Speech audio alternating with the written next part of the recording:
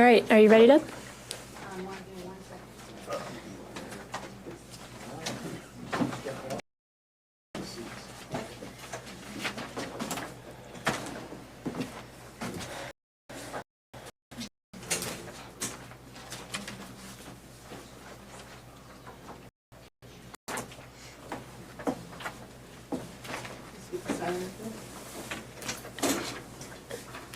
second. We're gonna plow ahead and just. Would you like the air conditioning tonight to turn it off, or leave it at this? I think it's nice if you can leave it on. I think with the mics we might be all right. If the audience can't hear with the air conditioning on, let me know and I will turn it off. But when the microphones are on, it's usually pretty good.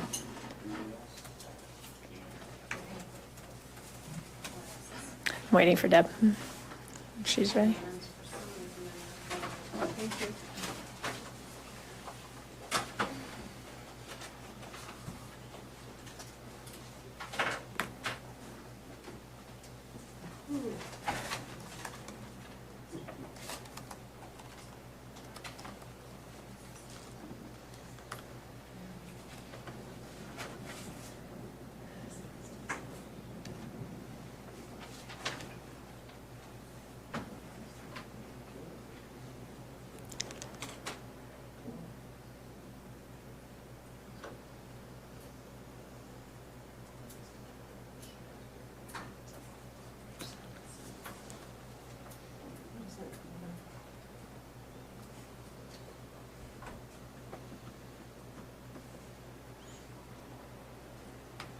Go ahead and go, because it'll Are be you sure? recording on that one, and I'll get this one going as Okay. quick as I can.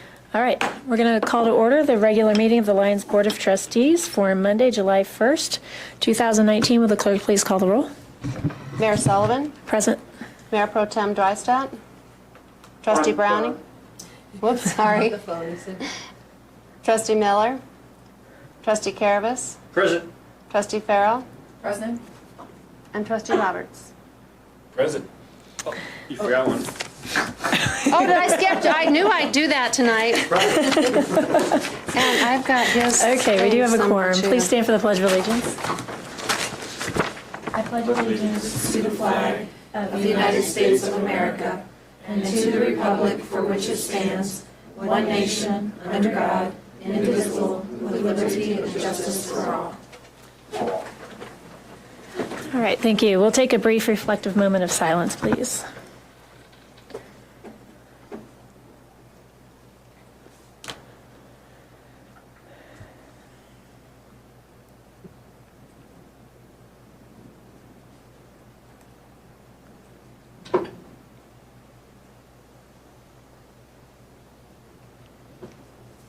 All right, thank you. Could I have a motion to approve tonight's agenda, please?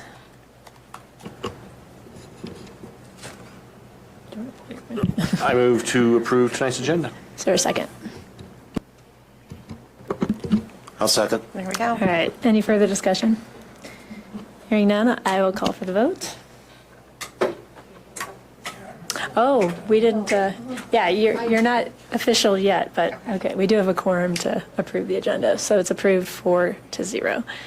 All right, next item on the agenda is a resolution to appoint Caleb Roberts to the as trustee to the town of Lyons, and I just want to say welcome, Caleb, to your first official meeting. I don't know if you're the luckiest or the unluckiest person in the world winning the coin toss. But like it or not, here you are. No, we appreciate you stepping up to fill the open position and look forward to working with you on the board. So if there is a motion to approve resolution 2019-73, we can So moved. ratify our decision from the last meeting. Second. There's a second. Any further discussion? You swear him in after the vote? We will after, Okay. yeah, okay. All right, I will call for the vote on resolution 2019-73. All right, congratulations. There's no turning back now. All right, if you want to go ahead and stand, the clerk will swear you in. So I have this one for you, too. Okay. So, raise your right hand. I, Caleb Roberts, I, Caleb Roberts, do solemnly affirm do solemnly affirm that I will support the Constitution of the United States of America that I will support the Constitution of the United United States of America and of the state of Colorado, and of the state of Colorado, and faithfully perform the duties faithfully perform the duties of the office of trustee of the office of trustee upon which I am about to enter. on which I'm about to enter. There you go. Thank you very much. Congratulations.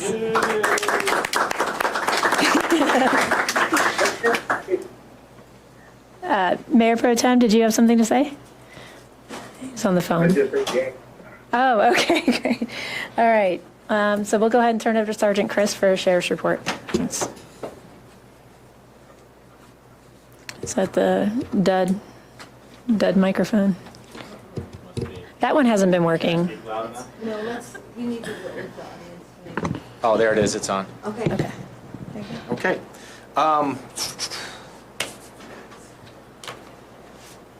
Weekend events, the bike race. From our vantage point, it seemed to go pretty well. It was a very unique bike race, obviously, with the road closure and the footprint that was approved. The race promoter had actually submitted a secondary plan to me, which as soon as I took a look at it, there was just no way it was going to work. And this particular footprint of the bike race on Sunday seemed to be the best. From the sheriff's office point of view, it didn't seem to go too bad. I mean, there's still always that chronic volume of cars that inevitably are coming through Lyons with a bike race or not, or a festival or not, that are going to, end up clogging up some of the arteries. But the staff that was on scene seemed to do a pretty good job, and I didn't get really any negative feedbacks whatsoever, except for a couple just small complaints of volume, which we've discussed, I think, at length about what we can and can't do about that. So that was going on. Still dealing with a lot of trespass issues down at the new construction area. I spent half the day booting some people out of there with Mitch, and some illegal camping issues that have come to light. We were spending a lot of time. At the ponds or the skate park? The ponds. Yeah, down by the river. Camping by the ponds? Yes, sort of. Back all behind the Circle K and the Vasquez property. Okay. Between the ditches and the creek, it's pretty thick back there. So we located a few transient camps, is what we call them. Didn't look like they were recently, at least one. They put a lot of work into it, and they've probably been there for a while, but doesn't look like they've been there recently. But we did contact a guy today for a couple different violations who was camping really close to the highway, and we removed him from town. So I advised my night shift crew that if these people are recontacted, they've been advised that it's a no trespassing, no camping in town, so they'll be cited and appropriately for that. And speaking of my night shift deputies, so a while back I introduced Cosme Loya. He's been on paternity leave for a while, so he'll be back in August. So in lieu of that, the other officer that we had got moved out of the district down into the south part of the county. So over the past few weeks, I've had a couple new guys on nights. So I've been trying really hard to communicate with them some of the Lions' expectations and how we do things up here. So there have been a few instances where things haven't been, they're just not up to speed on the history and how I like to run the town. So I've been having meetings with those guys as well, just to kind of get them up to speed, trying to stay consistent as possible with what we do with enforcement and stuff like that. That is basically all I have. All right. Are there questions for Sergeant Christ? Yes. Trustee Browning? Sergeant Chris, could you, maybe with the assistance of the staff, explain what the approval process was for the bike race and how the plan got approved and what agencies were involved? And, Sure, okay. absolutely. So as far as I know, there was really only 3 agencies. Well, there's several. And I'll try to do this in a nutshell as best I can. So when a promoter comes into the county and they say, I want to have a bike race on any given weekend, they go straight to county transportation, who looks at the plan and basically approves it and says, through their city council or county commissioners, says, we'll grant this bike race. But it still falls on the shoulders of everybody else to work in conjunction with each other to allow the race to happen. So if the race goes on state highways, State Patrol will be involved, and they have their own permitting requirements and regulations and standards where they'll let the race happen or not. then we get involved on the county road part of it. And then if you boil that down to the town of Lyons has a say in it. So ultimately, a event can be axed or canceled with any one of these entities saying, I don't want the race here. The town of Lyons can simply say, I'm tired of bike races in town and we don't want them no more. And it stops right there. The sheriff's office can come in and say, we don't like this plan, it's not safe, it's this, it's that. And we can say to the promoter, you need a different route, you need to provide us with this, you need to provide your own medical staff, things like that. And that's where the fire chief comes into play. So he's got to look at the plan as well and be comfortable that it's going to be safe for the participants, safe for the residents, safe for the motoring community. So at any point in time, any one of those entities can say no. So could the town say, for example, we're fine with the bike race, but we don't want it on the Sunday before the 4th of July weekend, you're going to have to come back to us for another time? Well, sure, they can say that. I've been doing this for 18 years, and I will say that it becomes more difficult. So this particular event that took place over the weekend is part of the USA Cycling Tour. So when you look at the bigger picture of even like the outdoor games, the kayaking event, that if we push that off by 3 weeks, the water here is different, the water at the next facility, venue is different. So there's a lot of background, scheduling that goes on. So it's not just, hey, I want to do it on this weekend. It's a little bit dictated through other sources that are well beyond my control. So I do know that we, as the county, have had issues with that before, especially in the past few years, because these type of events are becoming so extremely popular. And what ultimately happens is, and we saw it on the Lions event, that we didn't have enough staffing. We actually pulled in a couple Boulder PD officers to help staff that event because there was just not enough bodies to go around, because on that particular day, we had the MS-150. I mean, there was just multiple things, and we're short-staffed already as it is. So we went to the county transportation who approves these and sat down at the round table and said, look, guys, just because somebody wants to have an event and you have a free weekend, you look downstream to the resources that it takes to staff these, because you're killing us. So we've been able to work with some smaller local vendors on their events that aren't really tied to some bigger entities or organizations that help run it, to move some things around. But we've also run into a lot of roadblocks. A lot of these events have historical dates behind them, and again, they're tied into other events across the country. So that's the best answer I can give you without being involved in that part of it. Was this regarded as one event over 3 days, or were there separate events of Friday, Saturday, Sunday? This was one event over 3 days because I think there was 2 pieces to it. I believe the Saturday race was nothing more than a start here in Lyons and a finish up in Nederland. Last year we had the very similar event that came back this way. It was Nederland coming down, and they came down Highway 7 and through town with hardly a notice. So I believe that the Saturday event went off with hardly a notice as well, because they're in and out of town quick. Obviously Sunday's event, it was an all day with a significant footprint road closure. We kind of attacked it very similar to like the Christmas parade type closure, where coming in and out of town was just a roundabout, so everybody was still flowing. I was not able to be up here and supervise this event because of my scheduling, but I did bring up one of my chief sergeants that is very, very particular about detail. We went over the ops plan, and we all felt that it was pretty good. I gave him some specific directions on how to manage with JJ and Firehouse, getting emergency personnel in and out, which was not a problem. JJ was still a little bit, not happy with it, but it worked, and I didn't like it either, but it was kind of sort of the best footprint that we could really come up with. So things like that. We flashed the lights at all the intersections so that we can keep vehicles moving. That was that was my biggest concern, is I just wanted to keep traffic flowing. It seemed like it went well, but it got into the standard, midday, everyone's coming and going, so it definitely get clogged up. Thank you.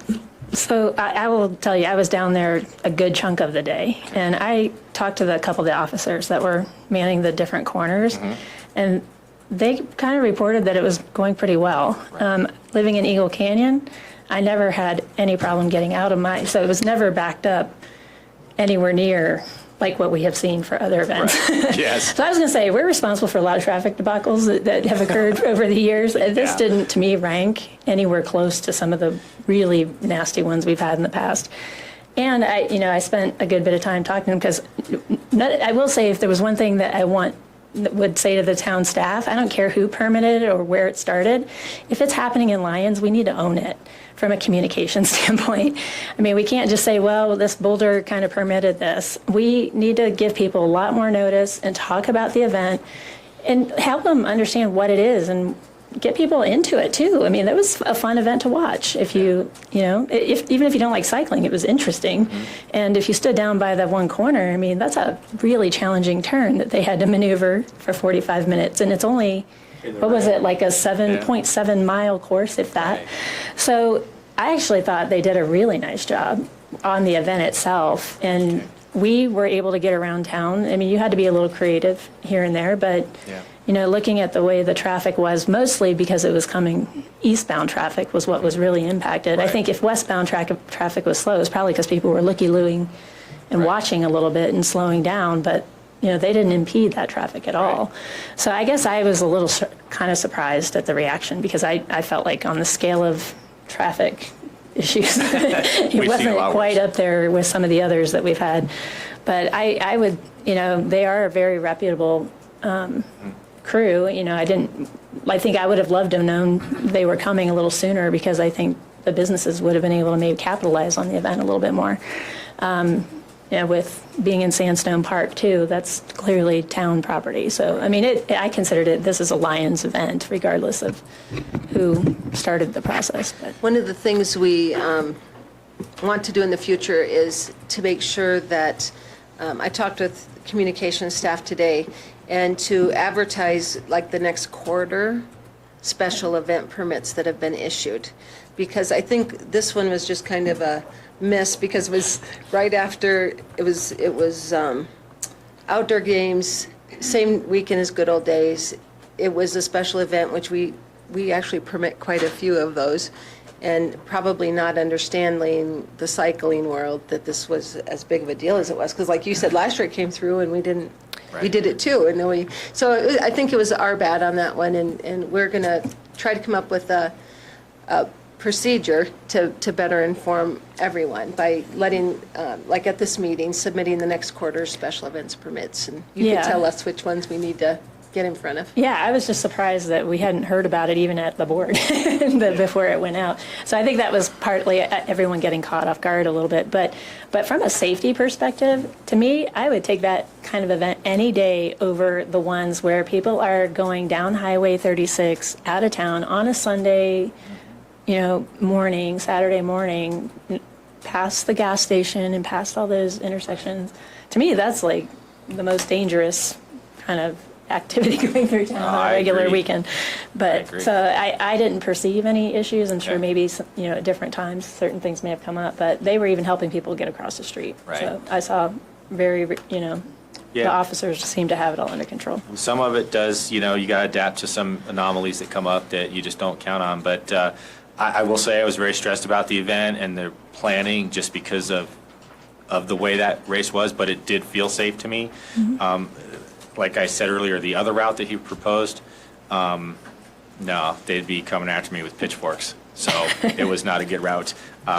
And I do believe the officers did good. I thought it was a very successful event. Yeah, I'm not sure you totally evaded the pitchforks, but nice try. Mayor, could I ask one more question to staff? Sure. Did the town get any fees or park use rental or anything out of this? Jim, can you come up?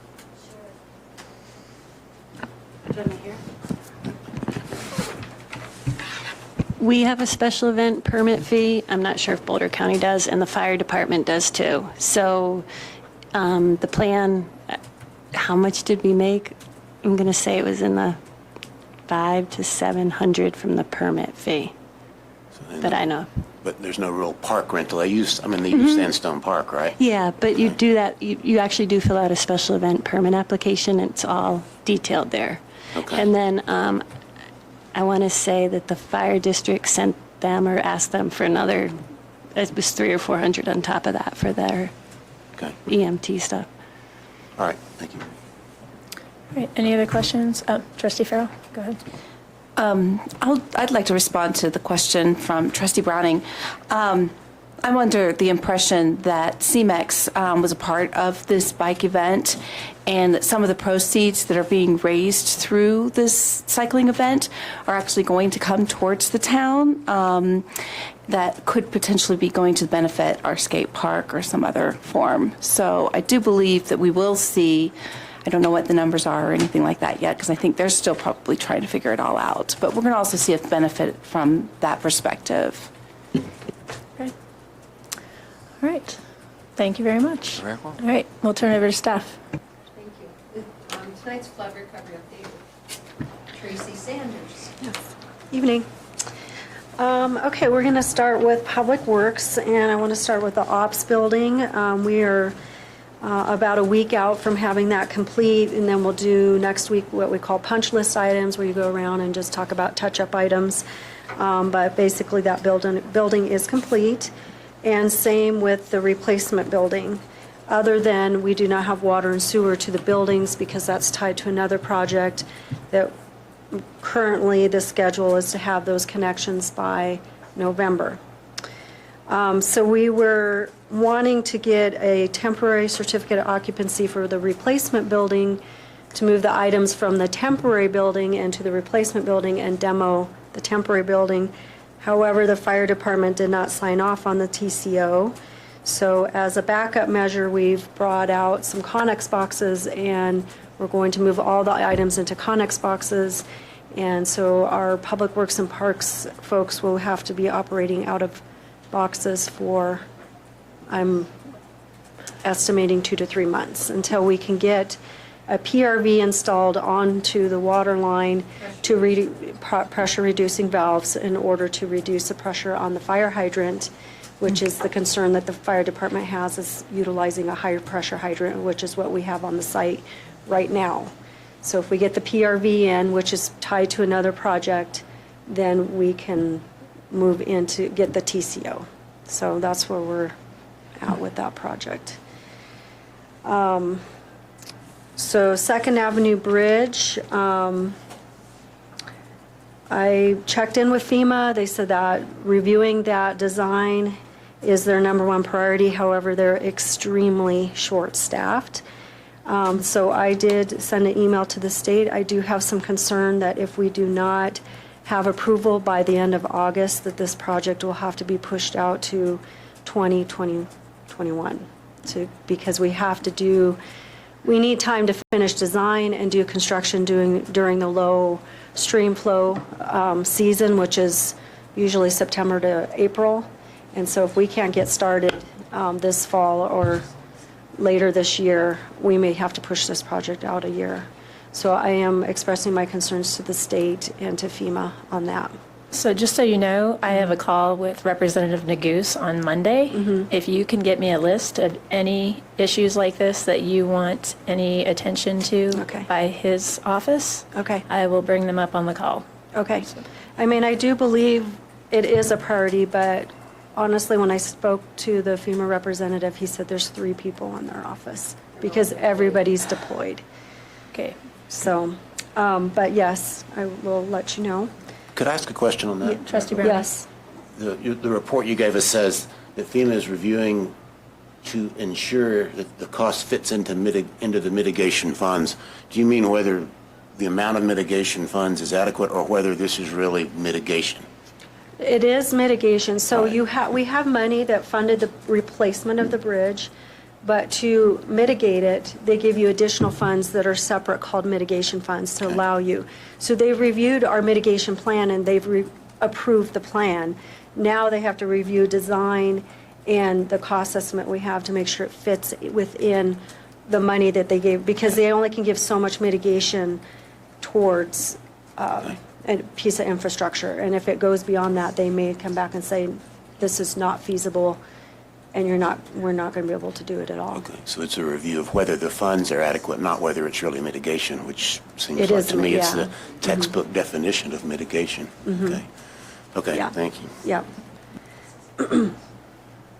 Bone Park Phase 2, we're working on irrigation, and Team Payne is made great progress on the skate park.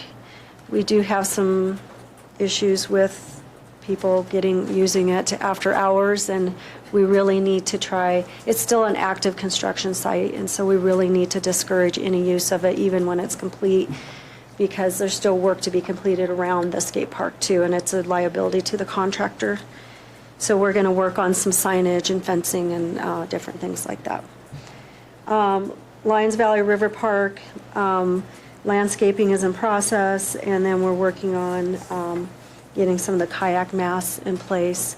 And again, we have a lot of problems with people accessing the ponds and animals, dogs and stuff running around, but it's a big concern with the seed. We're going to be doing seeding in certain areas, and it's going to be hard to keep those growing and vegetated with people down there. So we're working again with signage and fencing and and communication. Can I just ask you when you think the kayak masts will be up?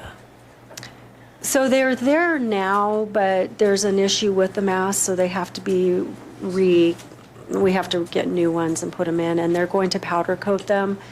I think the discussion was brown, so they blend in a little more. Okay. Do we know how long will they be in by? I don't know yet. Yeah, I in the think summer? the contractor's kind of looking at, he's got to have someone machine them and cut them to fit right into a sleeve, and so I think he's working with his sub on that, so. Okay. I don't know right now, but maybe next time I can have an update for that. Yeah, there's some time sensitivity for the kayakers. Okay. To try to have those in. Okay. But they like late summer, so I'm just trying to understand. Oh, well, they'll be completed with the entire project. No, actually, their contract, it's the end of July. Oh, So, okay. yeah, it'll be Okay, great. Thank you. within the next few weeks. So, and then Whitewater Features, I'll be taking this off. This project has been completed. Yeah, so that's done. Northwest Utilities, which is basically what's left of that, is the Apple Valley Water Line. So Longmont has started their portion of the water line. We will start our portion next week. We're just trying to finish up getting some permits, and then we're going to start construction next week. Basically, with wastewater treatment plant, we have that new outfall line, and we submitted an application for the permit to discharge into the new line, and once we have that permit, then we'll connect that and disconnect the old one. So that'll hopefully be in October. And Eastern Corridor Utilities, running into a few delays on this project. We did ask them to move up the PRV, the pressure reducing valve, up in their schedule so we can get that done as soon as possible for the public works site. So they're working on that, but it may be 2 or 3 months before they can, you got lead times and parts, and you got to, there's a few processes to get through. The boring, we can't do any boring on our highway yet because we're waiting on our CDOT permit. And then we have some areas where we're doing open cut trenching, and we can't start that because Longmont has an abandoned line that they would allow us to use, so we're trying to see if it's usable. And so we're doing some cammering and checking it out and seeing if it's feasible to use this abandoned line. So nothing's quite started yet on that, but a lot of stuff going on behind the scenes, basically. The Third and Park pedestrian bridge got approval to move forward with putting the bridge in. So I do have, Interwest is engineering consultant that we have on board for flood recovery projects, so they're going to start design on that. And I'm hoping that'll be a fall-winter project that we also have to get completed by the end of the year. Fourth and Evans Ped Bridge, that is a project that will probably start next year. They need to work, right now we need to get someone on board to do environmental work, and so that'll be probably a 2020 project. And I think that's all really the critical. A lot of the other projects, the new CDBG-DR projects, we need to do environmental assessments on those as well before we can start design. I was just going to say on the memo, looks like it's kind of getting, it's great that you're not creating it from scratch every time, but there are a couple places there I noticed that probably just aren't updated since the public is looking at this. I do guys- update it, it's just some Yeah. things just have not changed from the week Yeah. before, so I really debate whether just deleting it and having really nothing there, but, and actually, I do have a more updated one in front of me than what you guys have. Oh, okay. I was That I thinking like did the trail today. extension is still on Hasn't- here. It hasn't really changed. I mean, it's No. not in progress right now, really. I mean, Yeah, would you rather I just took it off if it isn't in progress? well, because it still says the funding deadline is March 30th of 2019, which is passed. And so I think that's the kind of stuff that you might just want to take it off or Okay. put, we're looking at new funding sources or something like that if you want to keep it on there. Yeah. Just so people don't have the wrong impression, like, how come the trail didn't get done? It says it's done. Yeah, it's down You there. know, so, Okay. but overall, no, it's really nice to have this summary, and I Yeah. do think people are looking at it and using it to get updates Yeah. on what's happening. Yeah, so. some things are just kind of stuck, just like the environmental has Yeah. stayed the same. And one other thing I wanted to mention to the board is that we are currently working on reviewing all of our closed grants, and we're looking at total expenditures versus what we received in reimbursements, and then what we see a shortfall in. And some of the shortfall we know may be covered with other funding or eligible later, and then there's some shortfall that we know will not be eligible at all. So that's something that the grant team and the finance team are working on so that we can have some good numbers for the board moving forward as to where we stand when we're all said and done with finances after this recovery. So that's in process as well. Great. Any questions for Tracy? Trustee Caravas. Back to the first one, our Public Works building and the high-pressure hydrant. We knew we were putting a high-pressure hydrant, and we talked for a long time. Did JJ miss the memo, not know, to give us a heads up that wasn't going to let us in? Just, should have been news to him. He was there was some discussion before we put the line in with JJ. Yeah. I'm not sure where the miscommunication came in, but it was a high-pressure hydrant all along. I remember that. And we did document that, and it was known, but then somewhere. I'll along- okay. jump in on that. I was as shocked as you are because we spent $70,000 to bring that line and hydrant to the site so that we could get our temporary certificate of occupancy. I sent him an email exchange that we had back and forth in December of 2018 where he approved a high-pressure hydrant. What he is saying now is that he had no idea it was that high pressure. He was under the assumption that the pressure would be around 130 PSI, maybe 150, not 190, and that his equipment could get damaged if he used it at that level. So, right now, we have not been able to, there's definitely a paper trail of communication with him about this since December and with the fire marshal, but apparently it wasn't in the detail enough that there was a common understanding between him and our previous town engineer. Okay. At this point, he is What's not. the added cost of 3 months of Connex boxes and delay? Connex boxes cost a lot of money. My experience with That using part them. is not as expensive as it was to put the high-pressure line in. Oh, I know. So what we're doing, again, is trying to get that pressure-reducing valve in now instead of later.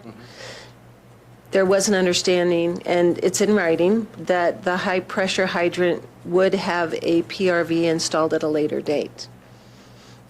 But apparently, what we did was not acceptable. And since we're on hydrants in the fire department, have they replaced and paid for the one they broke in front of their fire department yet? Not that I'm aware of. How long will that take to get replaced? It's been about a year now. What do we need to do to move on that to get them to pay for that replacement and get taken care of? Sounds like we probably need to schedule a sit-down meeting with everyone again. Okay. Do they need to lose their occupancy of their building because they broke the hydrant in front of their business? I don't believe that it's the chief's understanding that his staff broke it. So it sounds like you'll be setting up a meeting. We are setting up a meeting. Okay. But in the meantime, he will not sign off on the temporary certificate of occupancy. So we are renting boxes, and it's a good thing we didn't get rid of the tank of water that was sitting on site. We felt we had two means of fire suppression, and it's not enough for him to feel comfortable. Okay, thanks. All right, thank you, Tracy. Thank you. All right. Administrators report, I'll try to get through this fairly quickly. As we all found out this weekend, with the 90-degree weather, summer is here, and our normal summer traffic patterns have picked up. So that shouldn't be a surprise really to anyone. I know westbound traffic was slow, but I believe at its worst point, it was maybe out to Circle K. I've seen it much further beyond that before.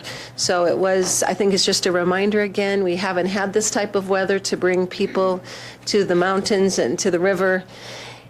And it looks like it started. So we are preparing for the busy 4th of July weekend. We have extra staffing and security at the parks.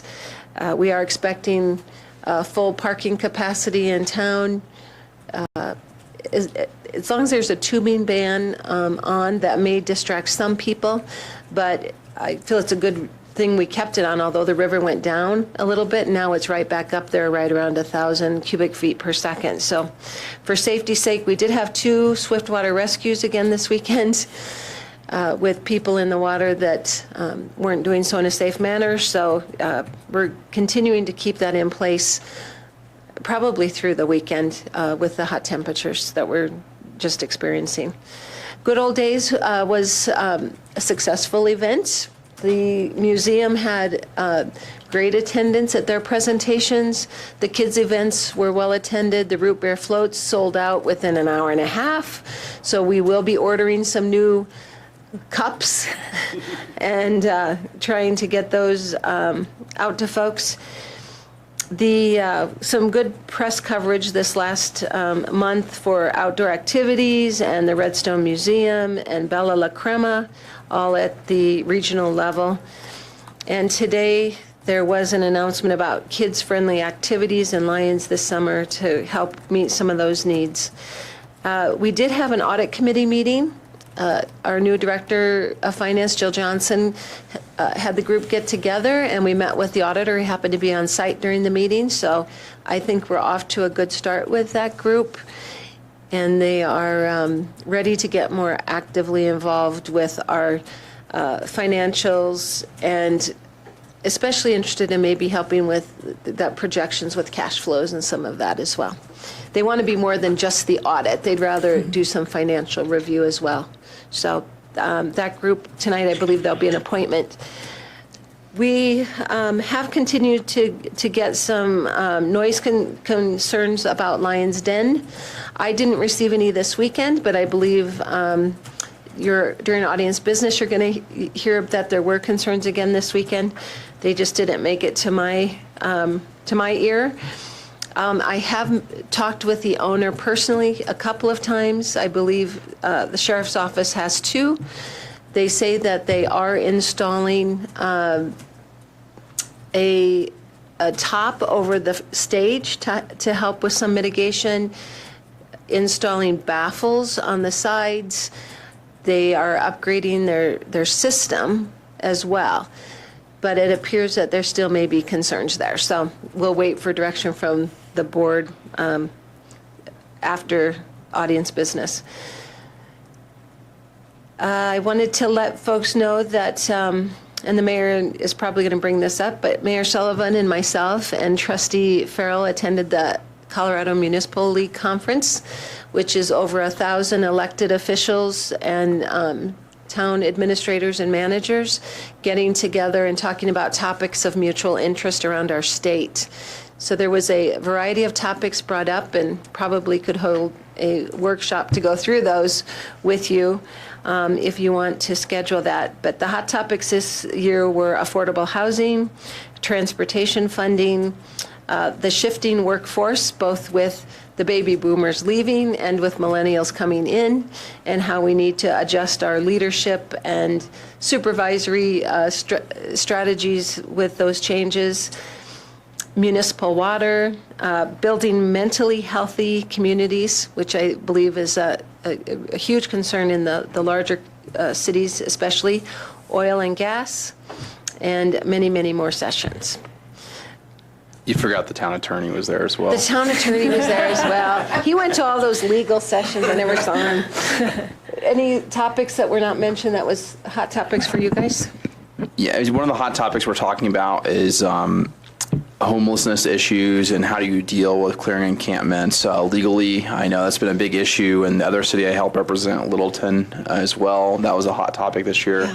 Oil and gas, water, many things you mentioned, affordable housing, all hot topics. Social media continues to be a very hot topic.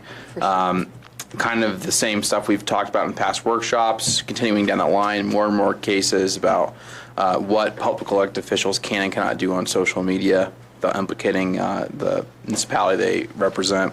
So it's overall just always a good time to learn about what other communities are doing, and seeing some of you out there and also other cities and what they're doing. So. In my report, I included more specifics on community development and planning and zoning issues that are occurring in town. I don't know if any of you have questions on that. And then the Board of Adjustments did hold a variance request hearing recently for, I'm trying to come up with the address, 231 Park Street, who built stairs within the setbacks, and then came in and applied for a variance, and it was granted. So that occurred. And then lastly, we've had a written request from the owner of 407 Steamboat, who is owned by a gentleman named Mr. John Calvin out of Texas. And he is wanting to request access to municipal water and sewer services because this property is in the county. And in exchange, he would like to discuss with the board in exchange for a water easement across the north side of the parcel, which is part of our capital improvement plan. Actually, it's our fourth highest priority in our capital improvement plan, to get a water line to connect Vasquez and Horizon, so those are no longer dead ends and would help with pressure and with water quality. So I'm not ready to address it tonight, but I do want to know if the board wants us to move forward with putting this maybe as an agenda item on July 15th to talk about in more detail, or just have staff address it at the staff level at this point following processes with the county. I guess my thought is that it would be good for us to get the full kind of picture of what would benefit the town from granting this request, and what would that process look like. So I do think it'd be worth doing it in meetings so we could ask questions and have a good understanding of it. So if it does go forward, we have the background. So if the board's He wasn't going to agreeable be with in that, we the would state just in put it on. July. Okay. So he asked me if, he just submitted the letter and asked me to present it as if he was here for audience business, I guess. And I told him that the soonest we probably could discuss it would be July 15th. So if the board's agreeable, we'll just have that as a general business item. Everybody's good? Okay. Okay. Any questions on my administrator's report or follow-up from items that I did not mention? Trustee Browning? Yes, since you brought up the noise issue, and people may speak to this at audience business, it seems to me that some education would be helpful for the board, or at least for me, maybe other board members are more up to speed than I am, on what the regulatory environment is. What does the town do? What does the state do? And I think both for residents and the businesses, I think if everybody knows not only what the rules are, but who sets the rules, that would be helpful. I mean, I know there's a state statute that applies to some noise issues in residential areas. We have a local ordinance that's a lot more vague than the state statute. I guess my initial question is, since the state has a statute, if the particular matter, and I hate to focus on just one business, but any matter in town that is covered by the state statute, is there anything that the town can do to vary from what the state has done? We're a statutory town. We're not a self-rule, home rule city. So if the state is legislated, what can we do in terms of drafting a noise ordinance? So, thank you for the question, Trustee Browning. The state statute that you're referring to does explicitly allow for local jurisdictions, including statutory jurisdictions, to set regulations that are just as strict or stricter than what the state has allowed. Okay. Our existing noise ordinance, the state has specific decibel Correct. parameters set in there, as well as how you measure the distance. As I read our existing noise ordinance, it says it basically can't be the unreasonable noise if it can be heard 25 feet from the source of the sound. Well, it doesn't even say 25 feet from the boundary of the property. If you read it literally, if you're at the back of, and it doesn't say indoor, outdoor, if you're at the back of the downstairs at Oscars and you're 30 feet from the stage and you can hear the music, it arguably violates our ordinance. What I'm wondering is should we take a look at our local ordinance? Should we go stricter than the state if we can do that? Or is our local ordinance good enough right now to even deal with citizen complaints about noise? I think that's a policy decision that the board needs to make, whether the existing sound ordinance is sufficient for the town's purposes or not. And I think we should schedule that as a general business item Yep. if we want to have Okay, a I just want to broader know discussion. what our authority was versus the state's, and that's kind of a backdrop to what. Yeah, and Okay. Yeah, go ahead, Okay. sorry. And I can briefly expound upon the state statute, which basically gives authority to counties and private individuals. And for strangely, there no other forms of government are mentioned in the state statute, just counties and local individuals Right. who can essentially sue individual landowners as under a nuisance theory for unreasonable sound. And they set kind of similar in some ways, but a lot more specific, a prima facie evidence of what unreasonable sound is that just linked to certain decibel limits. There are numerous exceptions for county enforcement. The counties can't enforce against commercial interests. It appears individuals can, but it doesn't enable local police to go out and enforce that. You have to actually sue for abatement of the nuisance in order to use that state statute. So it's a lot different than what is in Sounds the like it's local maybe a code. little more involved than we should And so if try to get into tonight. If the city has a police force, or in our case, we contracted out the sheriff's office, that statute doesn't authorize the city police force or contracted area to take any action itself. That's correct. If it'd be a county attorney or a private individual, it'd have to go after the source of the sound. Okay, thank you. Trustee Roberts. Can you enforce any ordinance, sir? Law enforcement? Yes. Regarding sound? Well, as we're discussing, Can you turn your microphone, please? Thank you. as we're discussing, the ordinance is very vague, to say the least. So,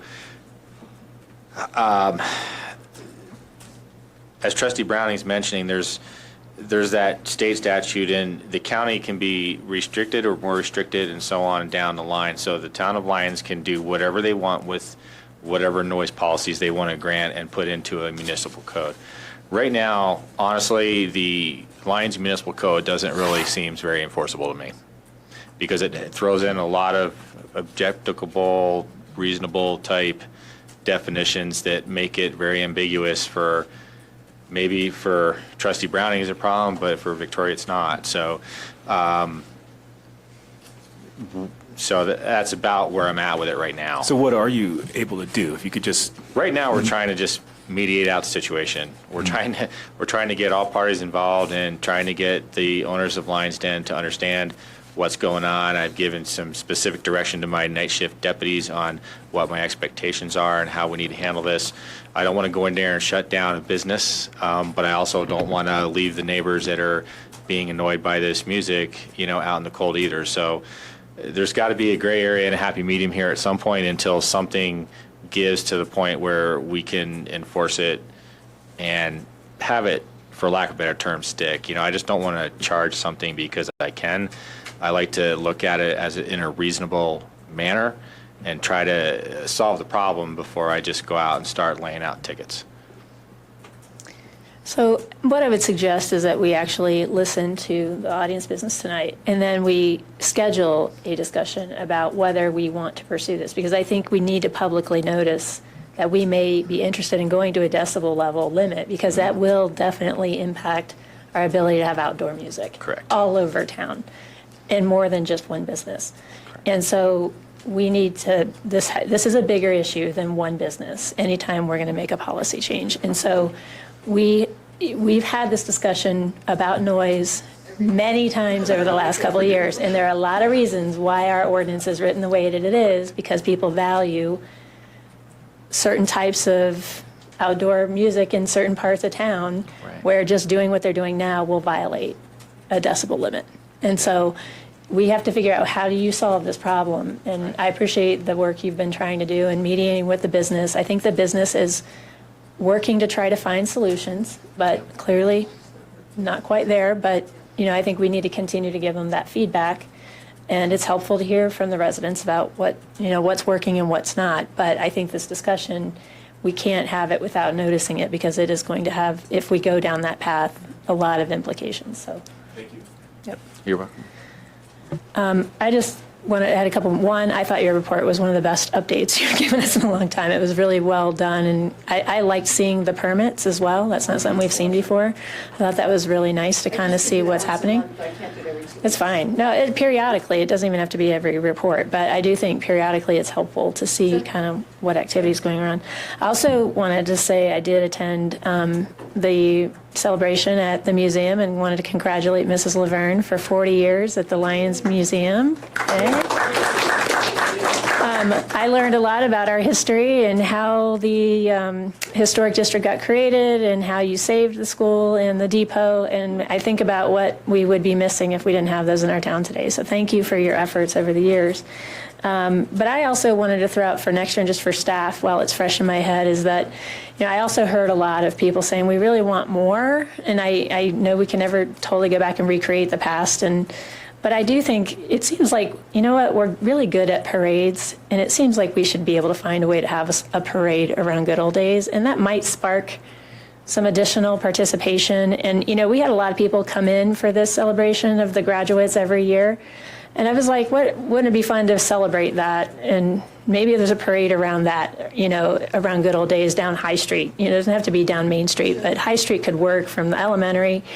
I think there was a lot of, to me, that is a timeless kind of event that you could include in good old days to kind of bring back some of the nostalgia, but also celebrate the people who are coming back to town.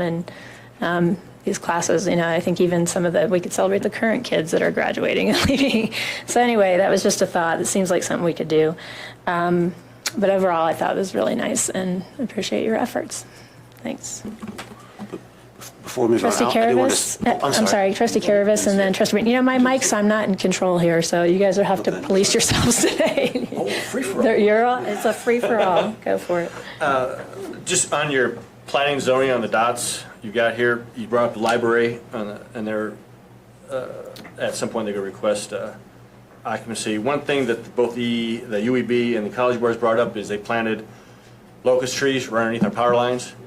So try to get them to get those out of there and put lower canopy trees, because they're going to hit the low voltage and the communication lines first, then the cost long-term for the town to continually trim locust trees out of power lines is going to be expensive. I got that message today, and the planner, Paul Glasgow, is aware of it, Okay. has talked to them. They are on their final punch list of items. They're wanting to get their temporary certificate of occupancy so they can have their open house at the end of the month. So it is one of those things that I now have some money in escrow with the list of things they need to do. So maybe we can add it to that. And then if Those two not. boards would appreciate that Because greatly. since they're so newly planted, I have plenty of other places we could replace some dead trees Yep. and replace that with a different species. So it just may not happen till after they open, so that we don't hold up that. Okay. I don't want to hold up a temporary No, no. certificate of occupancy over that. But I saw it, and just so it's going to come up, so it did, obviously. Also, you have on there the fire district's plan to fight fires in tall buildings, and some of that issue's come up. What do they consider, what are their limits of tall buildings, just so everyone knows? Right as we deal now, with this? Chief Hoffman has said he cannot effectively evacuate or fight fires above 2 stories. Well, 2 stories is kind of vague, because some houses have 15-foot, one floor, second foot 15, 16, others have 8. Do we know his in He has feet? never given me a number in feet. We have our height limits, which is where the conflict arises. We say you can build to 30 feet in some zones and in 40 feet in others. He's indicating he cannot fight a 40-foot fire, but 30 doesn't seem to be a problem. Okay. That's been our code for quite a while, correct? Oh, the 40 foot? Yeah, Yeah. okay. And then the UEB, something that came up with homeowners along the culvert for Steamboat Valley. Do we take care of that? Is that on our preventive maintenance schedule to clean that out once, twice a year? How is it? It came up in a meeting in some, We're doing jetting. Neighbors asked. We're starting jetting anytime now, so we'll make sure that's on the list. It appears there must be a section that got missed after the flood potentially.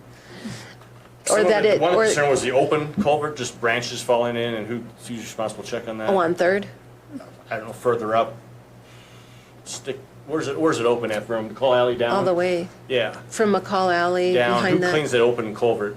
Do we do, or is that our I'm assuming that's our responsibility. I'm sure it probably is, unless it's on private property, but I'll Could we check into verify that. that? Sure, Because there was some absolutely. question, and Absolutely.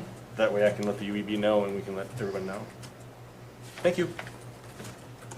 Trustee Browning? Had one more thing that it was in the written administrator's report, and we touched on it briefly at the workshop, and I wanted to repeat it in the public session.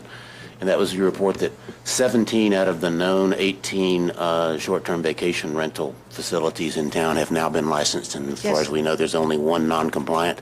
And I just wanted to publicly pass on my compliments to the staff. That was a difficult process to get the buy-in on that and the permits issued and everything. And I think the town staff, including the enforcement officer that was kind of in some ways hired to get that ordinance working, among other things, that they've done a good job, and 17 out of 18 is a pretty good compliance ratio, so my compliments on that. Well, and now we will start working with those that are not registered at all. That's the next step. But thank you, I'll pass that along to him. All right. We just had a couple of board and commissions appointments. I wanted to just thank Kirk Udovich and Chuck Keim. Kirk was on our audit committee, and Chuck Keim was a long participant in the Utilities and Engineering Board. They are finishing up their volunteer. Kirk's actually moving out of town, so we'll really miss seeing Kirk around Lions. I think he'll be back to do a lot of running, hopefully.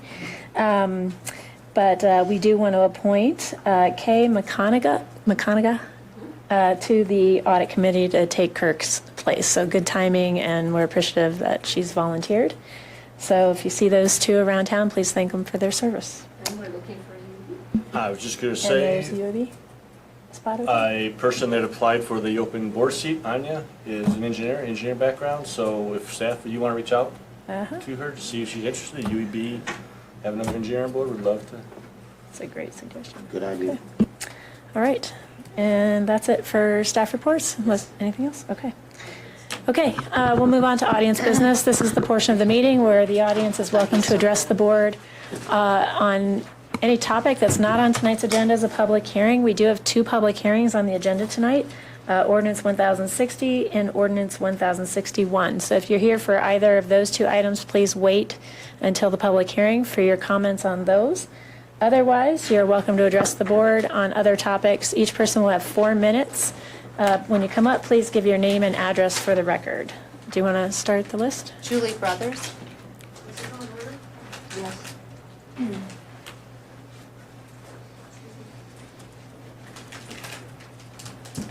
Hi, I'm Julie Brothers.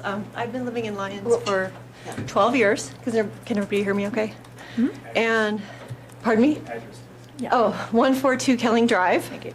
I've been there for about a year, but we were living on the north side for the rest of our time. We're so happy to be living in Lyons. One of the biggest things that, really attracted us to the town is all of the music, the town spirit, you know, and the festivals. We're in support of the music in the park, you know, all of the other things. Recently, we've had a big issue with, I think, really with amplification of music really close to our residential area. There's a number of us here from Kelling Drive who are having trouble just living in our own homes because there's music, you know, Tuesdays, Wednesdays, Thursdays, Fridays, Saturday at very high volume. And so, you know, this has been really upsetting. I have talked to folks in other neighborhoods. It's not limited to our neighborhood, but it's pretty acute there. We'd just like to ask the board to consider, you know, what the solutions might be in order to make it more livable in our residential area. You know, we're not against having, you know, loud music in town in general. We just want to be able to live and be comfortable in our homes. I think that's all I have to say. Thank you. Thank you. Sarah Moyle. Hello. Sarah Moyle, 145 Kelling Drive. I think all of you have probably received a letter that I wrote concerning the noise from the Lion's Den. I, too, like my neighbors and fellow residents, feel very strongly that the music in this town is an essential component of its character and of the cultural aspects that enrich this town. However, there are reasonable limits to what noise is, and that is not just noise in the classic sense of music, but rather people being loud and clapping outside, rap music, playing profane music in the evening. I have a 5-year-old. She can't sleep because the noise is really that loud. I don't find that acceptable. We've talked a lot about these kind of esoteric ideas. Oh, we should, you know, we can talk to the business, blah, blah, blah. But that is not evidence-based, that is not concrete, and it's not enforceable. We need something that is totally objective, that we can say, this is loud. And it's not just I, Sarah Moyle, think it's loud, it is loud. And there are plenty of ways to get around this problem with businesses in this town having music. Boulder has music, Fort Collins has music, Loveland has music, and they all have decibel limits in their city code. So this should not be an issue for Lions. Furthermore, permits are a very important control mechanism for noise. We give permits for special events, particularly events where people are paying to go in the door. That is not happening with Lion's Den. Permits are a very good tool that can be implemented. I would like to see an actionable plan with an actionable outcome for this problem in a reasonable time span. The sheriff can't do anything. Talking isn't doing anything. We have decibel readings here just from last Friday that show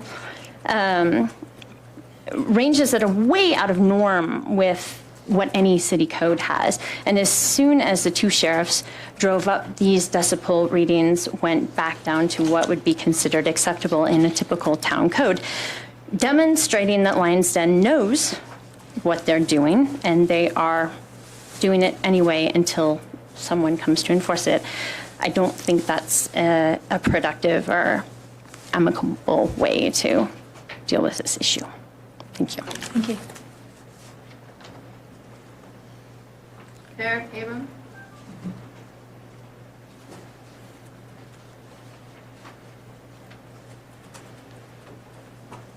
Hello. First, correct my name. It's Fareed Abraham at 142 Kelling. And there goes the decibel meter. I'm here to address the excessive sound coming from the Lion's Den. It's beyond obtrusive. There's not a single spot in my whole house that I can go to, including the basement, without being affected by the sound. Everyone can go home to their house, their sanctuary, to relax. I cannot relax. It has caused me to have anxiety because it is no longer music, it's noise pollution.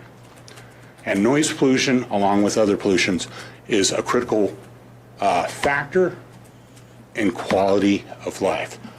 My quality of life has been diminished tremendously.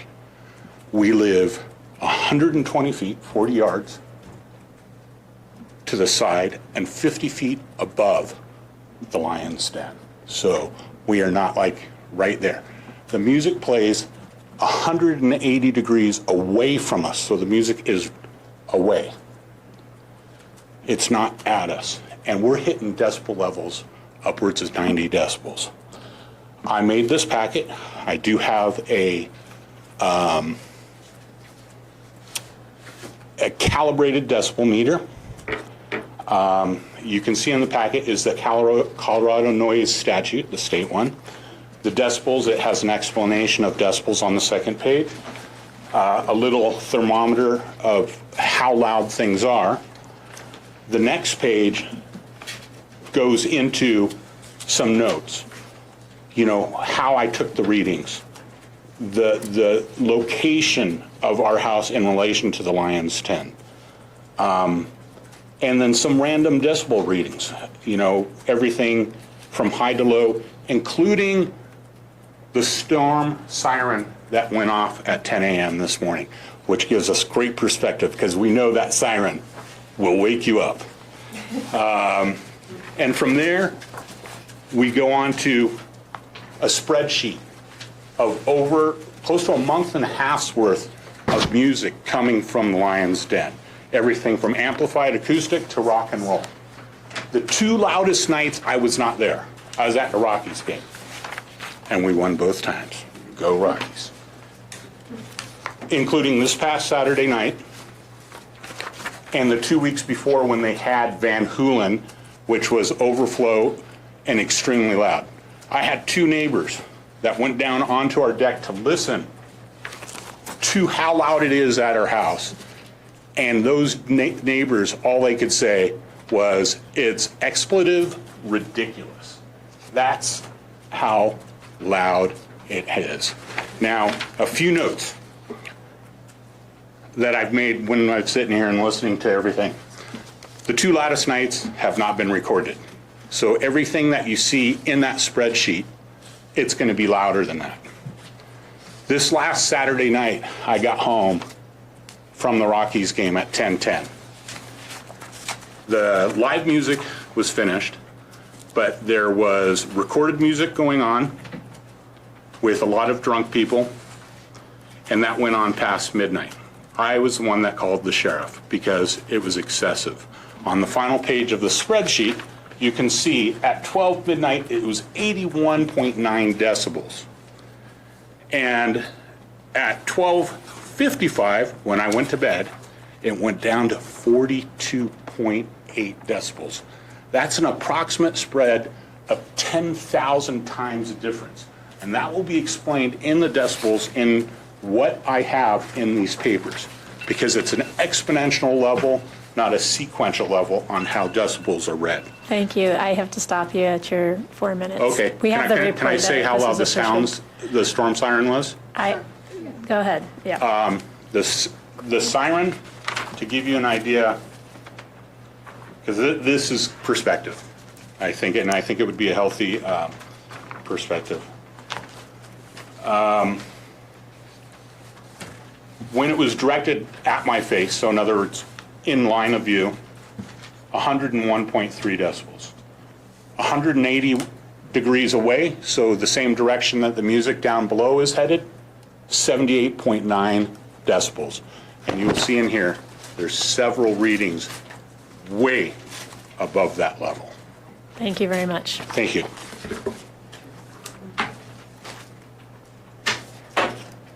Oops. Laverne Johnson.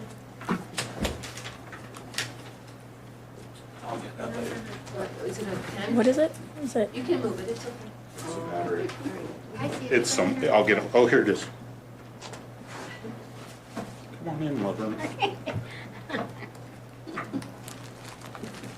Hi, Laverne Johnson, 306 Evans. And thank you for all the compliments. I think the good old days did go well, especially our part. However, we did miss the beer tent and the music because there's actually no place for them to go. We want to thank Connie for coming up, and the games were good, and we were worried about where the museum people would park, so we put up a sign. When we got there, it was all full, so I don't know whether that was kid parking or museum, but we didn't actually run into any problems. And we had a lot of alumni there, probably around 60, and we enjoyed the picnic at the park on Saturday night. So we determined, the alumni that were there, classes of 67, 68, 69, and 70, that we're not going to let the good old days fail. And we're going to have a meeting kind of like we did this year, eat at Oscar Blues and that, and include 2 more years, 71 and 72. So any help we can get to revive the good old days, like the parade and things like that, would give them something to do. So while we were at it, we were gathering 40 years of history and how we saved the museum and all the things we went through. At one time, when it first started, they were auctioning off the old building, the old high school building, and when we were going home, my husband said, I should have bought that fire escape. It sold for only $10. So he said, fire escape. So we went tearing back up there, and the guy that owned Rockin' River, he had paid only $10. They snuck around. And so we were able to save the fire escape, and we had to close it off so the kids would like to still go up and down it. And so that's when Henry Kinson called us the Hysterical Society. So I guess we've been that all this time. But we would like for you to take these home, and you'll know what we've gone through in 40 years. And we do want to thank the town for supporting the employees. Your grant pays for the employees so we can keep open, and it actually be useless. We kept telling everyone, come see us, come see us. So one of our people that donated a lot, Fran Brackett's cousin, he came to see us and we were closed. So that's when we asked the town to give us some money. And so all is well there, and we do want to thank you. And we have lots of history, and if you want to see what we got on you, come up. Yeah, in case you didn't know, she has a file on everyone in town, and so I think she's more well-informed as what's going on in our lives than the FBI or anyone else who might have a file on us. So I'm coming over to see my file, Laverne, this week. So you see what you got.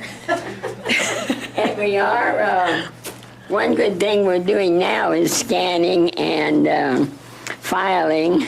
And we have been filing, but it will be a big help to scan. And we're also changing all those thousands of artifacts that we've taken in to put them on Past Perfect, which is a computer cataloging, so that will make things easy. So thank you. Thank you.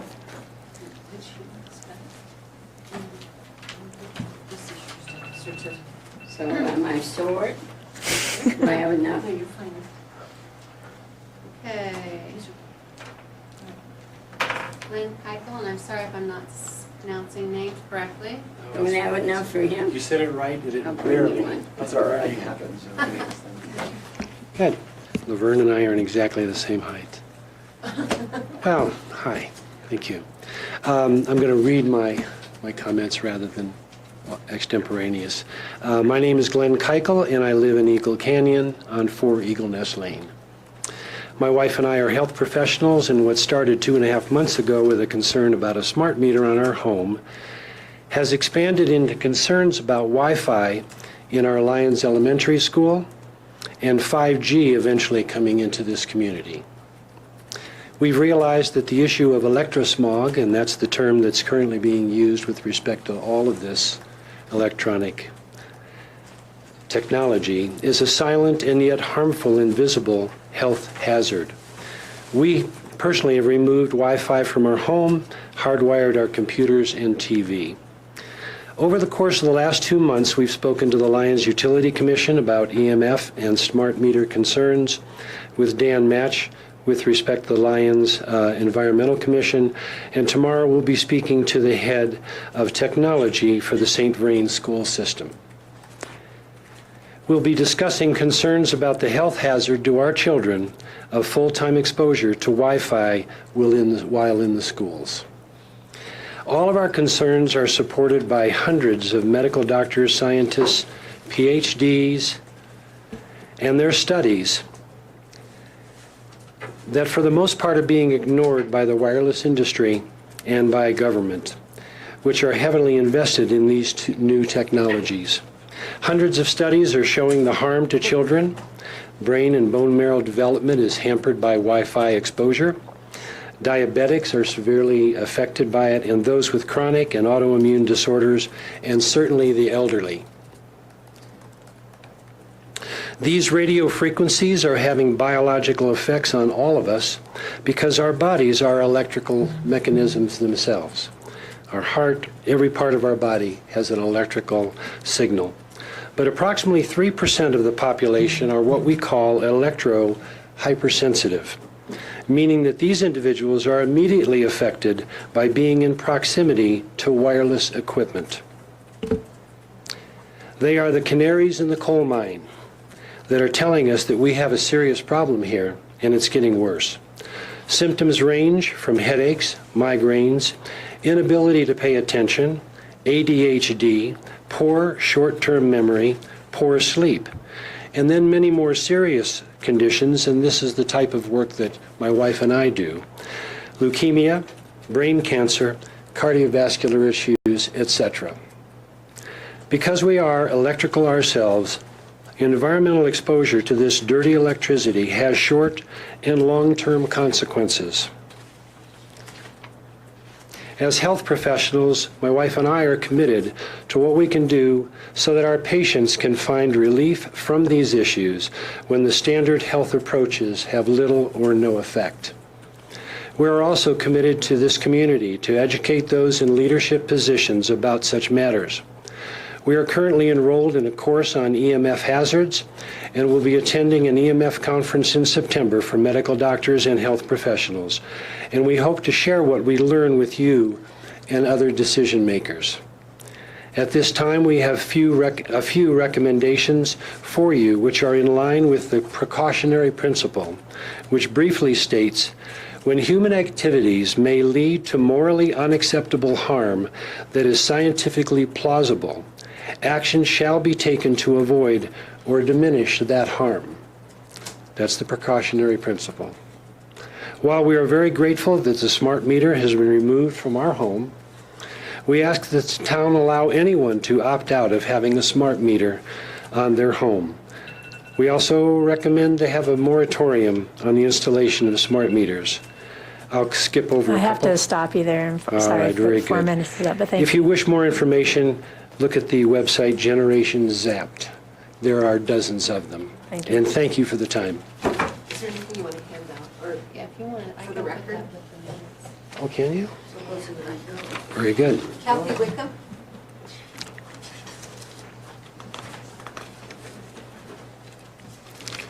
Excuse me, Kathy. Close this up. And here you go. You want just in the record, or you want it distributed? It'd be great if it was distributed. Thank you. Hi, I'm Kathy Wickham. I'm at 143 Kelling Drive, and I'm here regarding the noise at the Lion's Den. I'm not armed with as much information as my other neighbors, but mine comes more from an emotional point. It's not even a livable place during the music. And Victoria, you mentioned you didn't get any complaints this weekend. I have to say that Dave and I went out of town. We just didn't even want to be around, and that's sad, and we're going to do it again this weekend to avoid it. We called the sheriff the one night, and the sheriff said that he couldn't do anything, and he said, give Connie a call, and so that's hence where my calls started coming from me. So during this meeting tonight, there was a reading, Victoria, you had a decibel of 60, and the Lion's Den is at 90 at its loudest, which is 1,000 times louder. So I'm here to support doing something. I hope it comes sooner than later because it is a quality of life. It's really bad for your health. It just brings you to tears almost. It's awful. And people that don't live in this area and live where we do, to hear just how bad it is, I wish people could come up and hear. And I know you live on our street. I don't know how it is at your house, but I know I texted you one night, but I don't know how it is for you. But anyway, that's all I have to say. Thank you.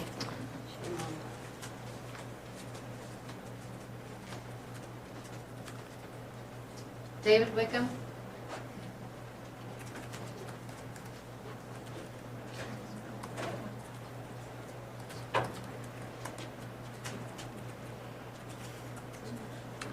Hi, Dave Whitcomb, 143 Kelling Drive, Trustees, Mayor Sullivan.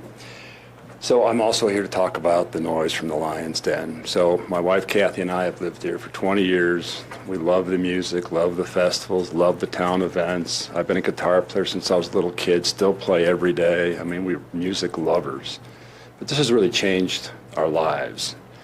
And kind of the bottom line for me was, in 20 years, never called and complained. One time about one event in the town of Lyons, I called the sheriffs. And when the deputies came up and said, hey, we were told that your noise ordinance is so poorly written, it's unenforceable, to me that says you don't have a noise ordinance. So what you have now is not worth the piece of paper, the code that it's written on. So you need to do something to clarify that so there's at least some rules. The town needs to prosper. The town needs sales tax revenue. I get all that. I'm not wishing them that they don't have success in their business, but there's got to be a limit there. It is out of control. So I'd ask you to revisit the noise ordinance, make it an agenda item, give public input, and define something that his sergeants can enforce. Thank you. Thank you.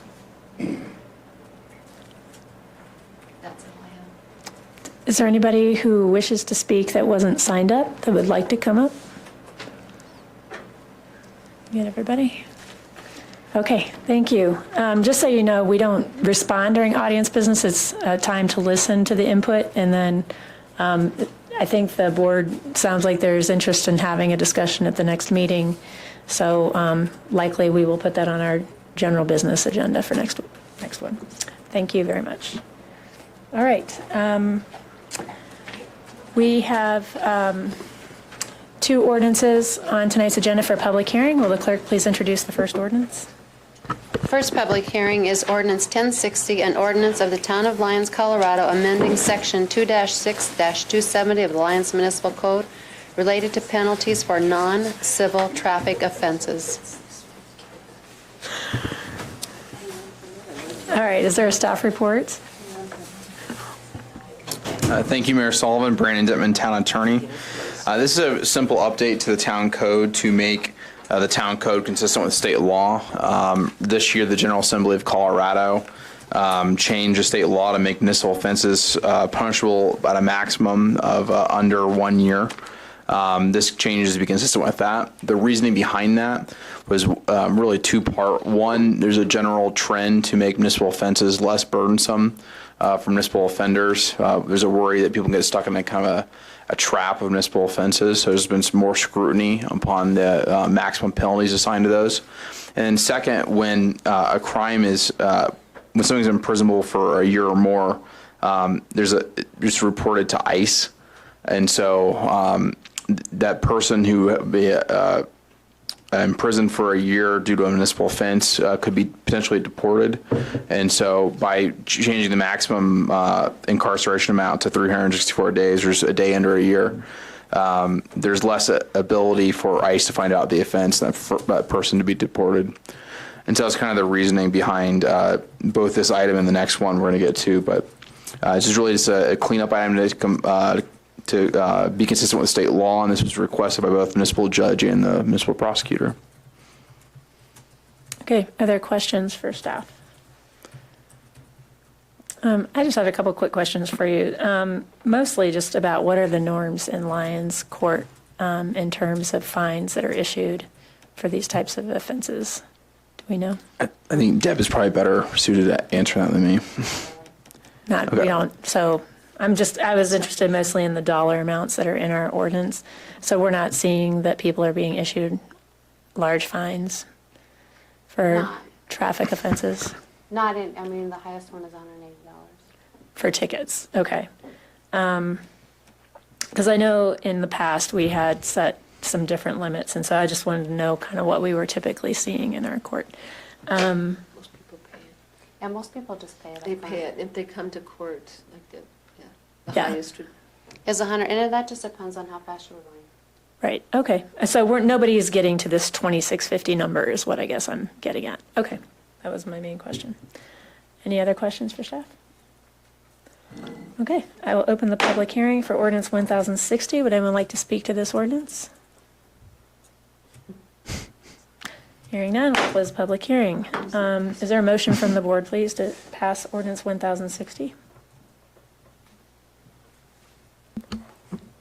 I will move to pass ordinance 1060 as proposed by the town attorney. Is there a I'll second that. So just as a discussion point, I just had a thought about, even though we're not routinely giving out these types of fines, in one of our prior ordinances, we actually lowered the fee for juveniles. One, to relieve the burden of juveniles from getting, it's the same kind of spirit of the laws, to kind of not get kids caught up in having large fines, that learning the lesson through either community service or some other maybe mechanism is a better way. And it's historically, it's the people who don't have the funds to pay these fines that end up getting hit with them sometimes, most often. So I didn't know if you have seen any examples of any other municipalities lowering the fines for the juvenile fees, or... I've not seen specifically, but I'm happy to research that and with the prosecutor, and we can bring it back another ordinance along those lines. I mean, our current judge doesn't seem to tack on fees and fines, but that judge could change as well. And that's kind of my concern here, is it worth now, since we're looking at this, just to lower that fine for the juveniles to something less, less, that would create less of a burden for a juvenile. I can understand an adult, they can work it out, but for juveniles, seems kind of disproportionate to charge, to have this same kind of fee level for a juvenile than If it is for an a adult. juvenile, they have to have their parent with them. Sure. So, I mean, they have accountability in this too, so that's how the judge looks at it. Just so you know that. Yep. So I just want to put that out there for the board. I don't know if anybody else has interest in kind of lowering that particular dollar amount. I know it's maybe not a burning issue for the current judge, but it is something that we've discussed in the past. So this would be consistent with our approach in other ordinances. Trustee Farrell? I seem to remember, this was pre my term, but I seem to remember that passing and being in the audience of that meeting. So is there a way to write that language in right now to say that we want for juveniles to have that? What is our current standard set to be applied to this? I'm not familiar with that other section of the code at the moment, but I mean, you can set that number to whatever you'd like it to be, so long as it's lower than what is being proposed. I just don't remember what it is off the top of my head either. Yeah, I can look it up right now. I was actually in the process of trying to do that. And I guess my suggestion isn't, it necessarily has to tie back to our other fines. I mean, those are for different types of offenses. And I just kind of struggled to find the ordinance too, but I was going to suggest that it just be like $500 instead of $2,650. I don't think we have substantial court costs, really, necessarily. It's $1,000. $1,000? Elsewhere in the code, it looks like. Thank you. I'd be happy with 1,000 as well. So my motion would be to amend ordinance 1060 section B to lower the dollar amount from $2,650 to $1,000 to match our other. If we can be consistent, that would be fine with me.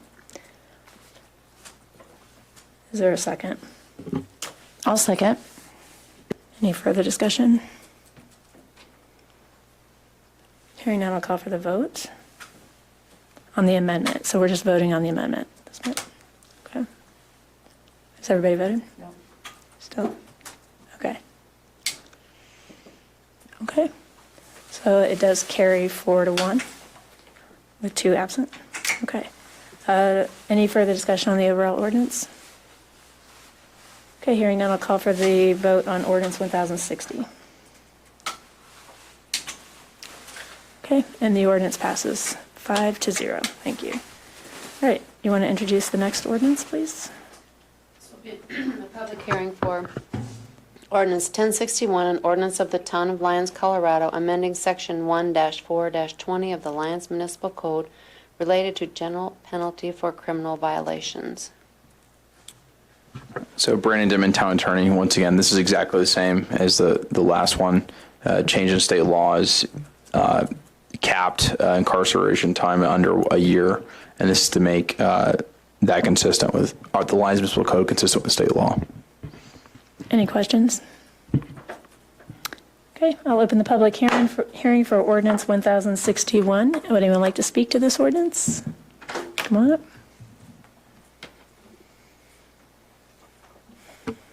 My name is Joseph Lukarczyk. I live at 3885 Northbrook Drive in Boulder, Colorado.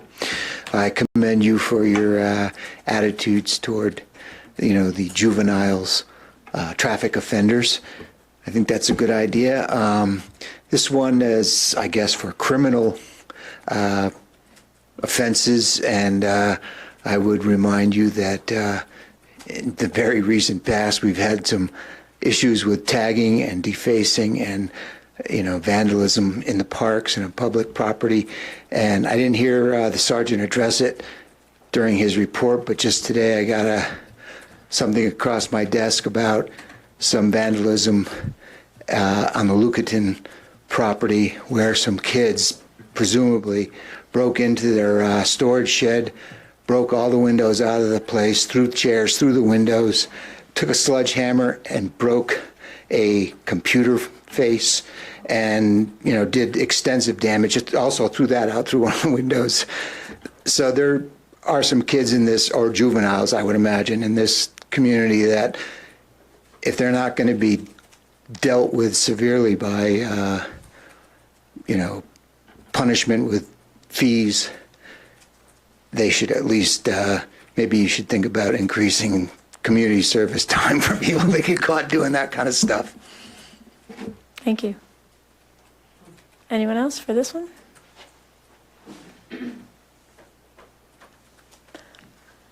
All right, we will go ahead and close the public hearing. Is there a motion for 1061, please?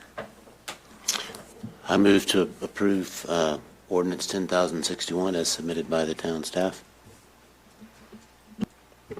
I'll second. Just a clarification for the town attorney. This one is specifically about the days of incarceration, correct? They both were. That was the change in both of them. Right, I'm sorry. Okay, yep. So both of them address the days, but this one didn't have the juvenile distinction in it.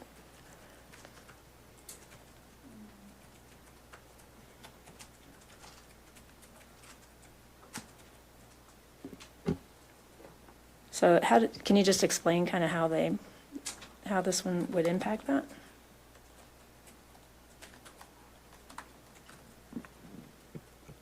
I mean, the only thing that changed from the existing ordinance was the number of days from 365 from Right. 1 year to 364. I don't understand how that would impact the juvenile specifically. Okay.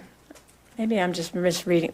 These are very confusing to understand. It took us a while to kind of even figure out what we were changing for the days. So it changed the days in both of them, but they just Correct. read differently. One of them had the different fines for different juveniles as well, but this one doesn't. The reason for that is that the first one you looked at was, the section of the code that was being changed was much larger than the section of the code that was being changed in the second one. We were not changing. The only thing we were changing were the days. I gotcha. Okay. So, okay, I understand. All right. Is there any further discussion on this ordinance? Okay, I'll call for the vote on ordinance 1061. And it passes 5-0. Thank you. Before we read the items under consent, I was actually going to suggest we take a short recess now instead of a little bit. We usually do it a little bit later, but because the consent is very, very large, and depending on what we pull. Could we, so staff could leave? Oh, do you want to do that? So staff, okay. Go ahead and, okay, go ahead if you want to read the items on consent into the record, then we'll know what we're dealing with after that. Okay. Are we going to remove the ordinance, the first reading? Yes, it says in here those be removed. So So this one, number one, the item was moved to July 15th meeting, and that was a first reading for ordinance 1063, an ordinance of the Town of Lyons concerning short-term rentals. Number two is the first reading ordinance 1062, amending section 6-4-230A of the Lyons Municipal Code related to unlawful acts for marijuana business. Resolution 2/1968, a resolution of the Town of Lyons, Colorado, approving professional services agreement with Murray Smith Incorporated on on-call engineering services.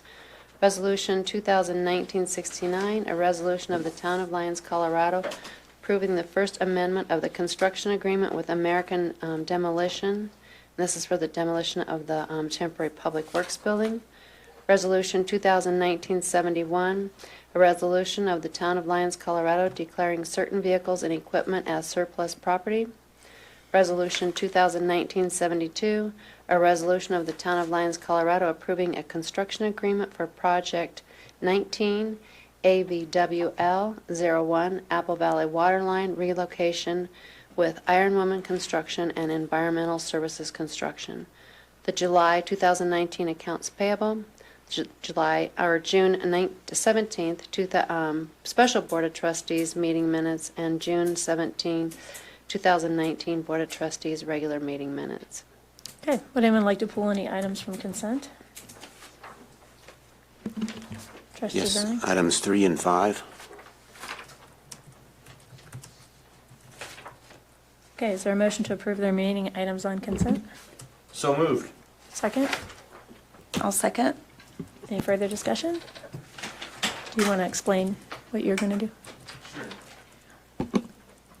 I'm just going to abstain from this vote because there's too much history that I don't feel like I'm a part of enough to be to responsibly vote for, and it's your minutes also. So, Okay. thank you. All right, I'll call for the vote. And the consent agenda is approved 4-0. Thank you. With one abstention. Okay, is there a motion to take a short recess? So moved. Second? Second. I'll call for the vote. Okay, you want to take a break? Okay, we'll be right back. Thank you. Okay, so now I get what we're doing. Really? I'm just... No, she gets cold. She gets cold from the door being open. Oh, I can feel the air directly onto you, which is fine if I can borrow your jacket today. I mean, the ordinance has already been written. I mean, they're in the packet. It's just a matter of her publishing. So you probably want to hold that. The difference in that second one is from 364 days. Both of them. Both the messages. 1 day. 1 day. Because we're not allowed to do a year or more under state law. So we just moved down to 64. So I just wanted to give you a heads up for these two ordinances, where everything's pushed up today because Thursday is 4th of July. So we're going to do the proofread tomorrow. So can we get these two ordinances? Well, the one we have to make that change to. Which one did we change to? From 2650 To 1,000. Oh, yeah. Yeah. I can work on it right now. Okay. Okay, he would like to have them right away in the morning because they're. I'll work on it right now. Okay, great. And then the other two are, well, other one, because one is pushed to July 15th. But we're going to have to notice the other one that it will be second reading. Do we do that this week or next week? Well, no, we wouldn't do it until later. Okay, all right. So we Because just need it's. two ordinances that are Correct. passed tonight. Okay, Correct. As soon as you can in the morning. Yep. Hopefully I'll get to it before, if not 9, if not shortly after, I'll do it while I'm in a meeting.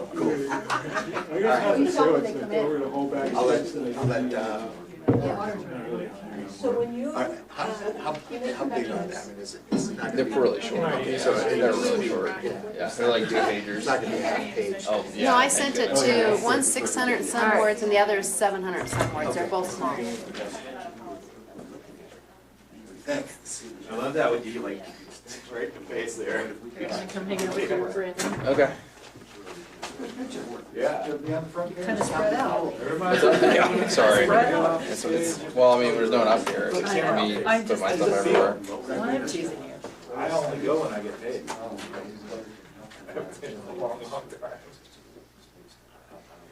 Yeah.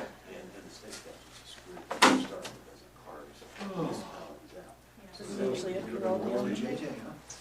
I'm usually up here from like 1-ish to, whenever. Permit, is it licensed to operate?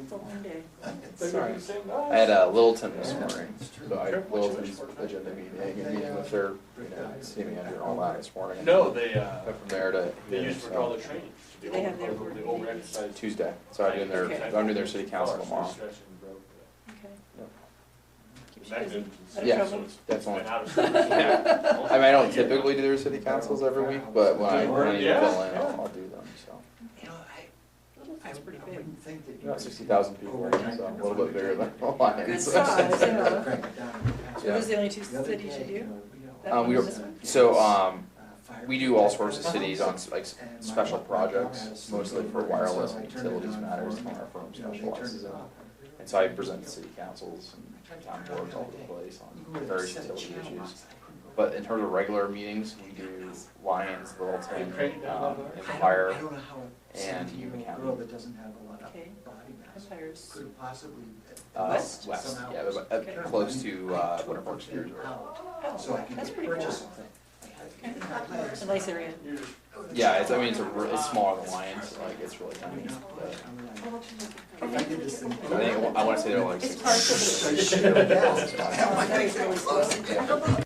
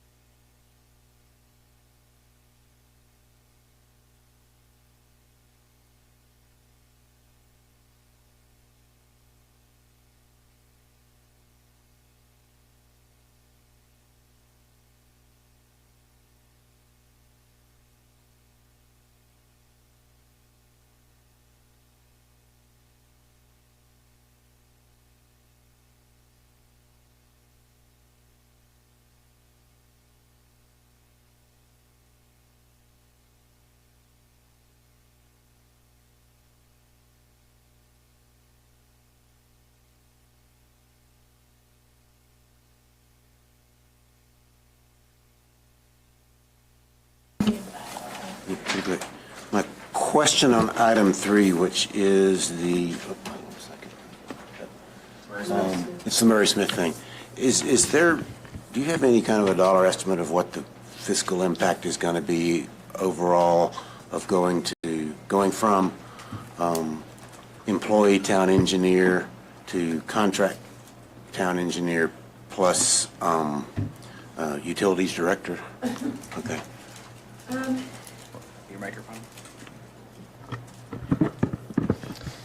We have quite a list of projects on the town side that have been, I don't want to say neglected, but have been On hold. on hold because we've been focusing on flood recovery. So I have no doubt that this will consume quite a large quantity of time for the engineering firm. And, you know, we were really fortunate that Jim Blankenship charged us less than half of the lowest engineering bid we got this time. So it's going to be quite shocking. We are going to take our project list that we developed, and our next step on that was to put an approximate dollar cost to get those completed, and then we'll readjust our timeframes for what we think we can afford. I don't have a good estimate right now, other than the fact that I believe we can keep an engineering group busy for, you know, at least a year and a half, if not 2 years, if we continue down the road with capital projects we want to get done. But I don't have a good dollar figure, other than the fact that we were paying several engineer pieces of doing jobs for us on this. You know, we were paying, you know, Joe Caballo was doing engineering, and it was built into a salary. Jim Blankenship was doing some engineering for us. Some of these other partial firms were doing engineering. So Charles Abbott Associates. Charles Abbott Associates was doing that, and then other like Interwest. But so much has just been flood. So I think it will probably cost us, I would say, 100 to maybe 150,000 in a year's time to get those services completed. That's my really rough estimate. I think I could have a better number for you in the next couple of weeks when we really put some numbers on those projects. Our numbers that we had on them are all, you know, 3 to 5 years old now. But they have committed, Murray Smith has committed that they will use they'll use the, like both Chris, Jane, and Joel are registered professional engineers, civil engineers. But because it's Joel's a principal, his rate is higher. So they said, you know, they've committed to use the, I hate to say the least qualified, but the most qualified, Lowest cost. lowest cost person on their staff to get the job done. And then they have some folks in-house that are engineers in training that can do some of our work. So we just really need to get someone on board to get started here. But I do want to put that together as a 2019, 2020, 2021 estimates for those projects. So I think I'll have more information, you know, in the next couple of weeks. And then when we start into budgeting, we're going to have to get, you know, we'll get really serious about it. But we just have had a gap now for too long, and I need to get that going. On the other half of that equation, we now hired a utilities director? Because the last time we heard the first round of interviews, there didn't seem to be. They were not very successful, Yeah. and then all of a sudden, I don't know what happened, but very qualified people are pouring in. So we have done another round of interviews and reference checks, and I'm planning to make an offer potentially tomorrow. We want to do one more Skype interview because they're out of the area. And they are able to start within a couple of weeks. So hopefully we'll have someone on board here for the rest of the year. And what's the salary range we're looking at on that? On that one, I believe, I don't have that range in front of me, but I believe it was 75 to 109 or something in that range. But it again, that area has a full Yeah. plate of projects as well. And I think they, if we want to get the meters changed out and look at rates again with the utility board and some solar policies that need updated.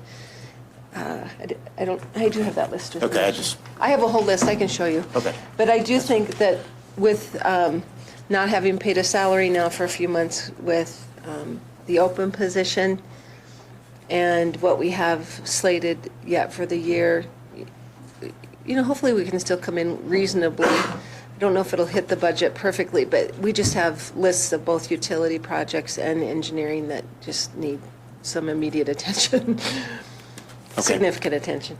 Thank you. I'd be happy to, I'll send you those two Just lists. emails, I just Okay, yeah. didn't see I will numbers email it. attached, was kind of wondering what the ballparks were, so thank you. So the one thing we do want to mention on this contract is we have chosen, since it was submitted to you, is the attorney and I talked today, and we would like to take out that section that has a not to exceed and just change it to pure time and materials. Correct? Yeah, I mean, that'd be the amendment that staff would recommend on this one, I guess. We did also negotiate that they would not charge travel time. For the payment of travel. They'd only charge mileage, not travel time. So we also added a sentence clarifying that in the section 2, which is the compensation section of the standard professional services agreement.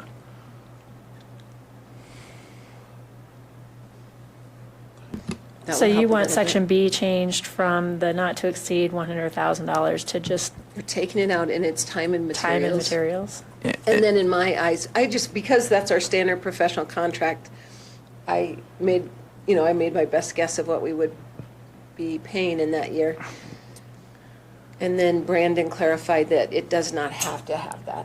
Because it's not federally funded.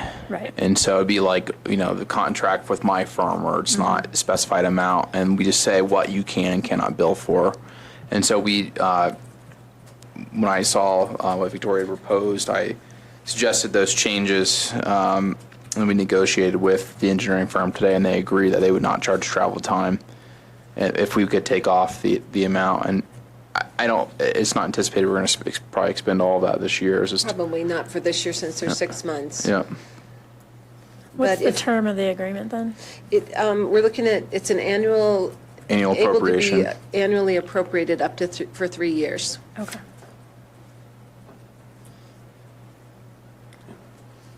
And I'm just making that a standard practice now. Every 3 years, we're going out for our professional contract personnel.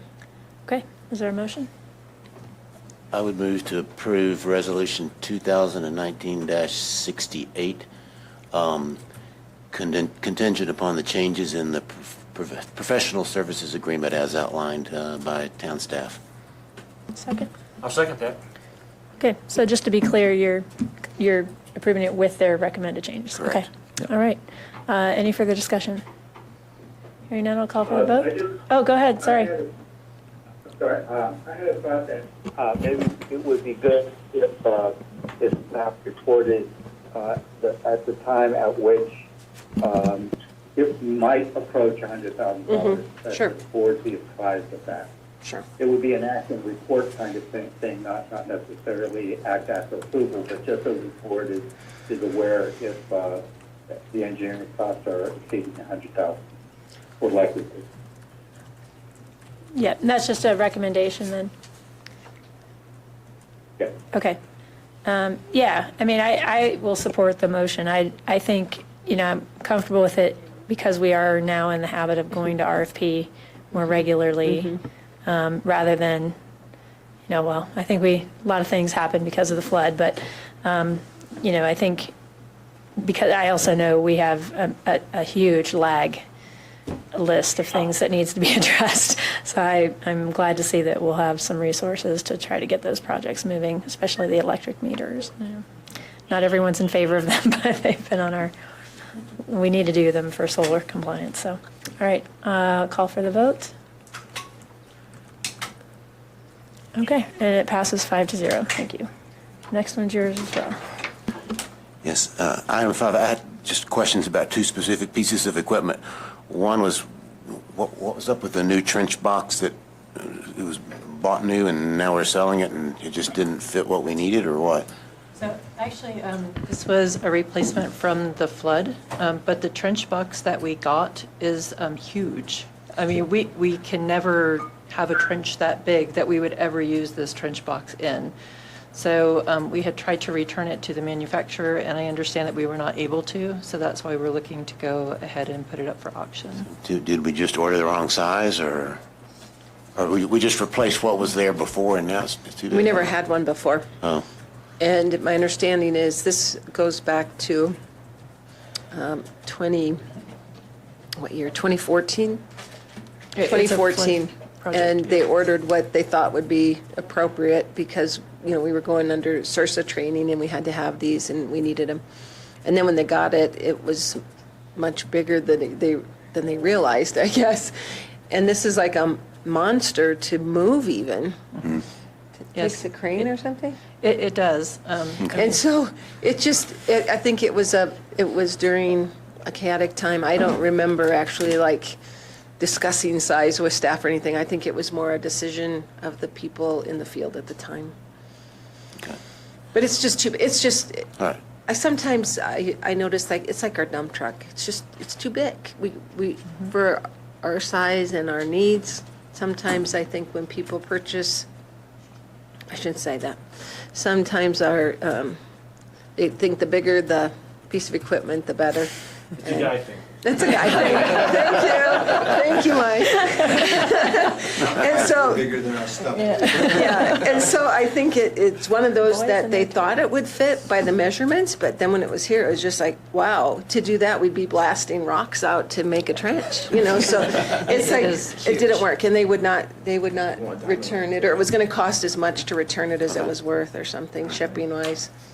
And then the second piece of equipment that's going to be sold is a bridge. Is that the one that's sitting down by the recycle Yes, center? it is. And it's not usable for any Of our projects. purpose that we could No, possibly it doesn't use meet for? our current federal requirements either for the cross beams for the new up-to-date building code. And so we've had several people inquire about it, and it's not the right length for what we're doing at third or fourth. But we've had several people, so we decided we'll do it this way and put it on an online auction and see what we can get for it. Okay, thank you. Is there a motion? And get for- it out of there.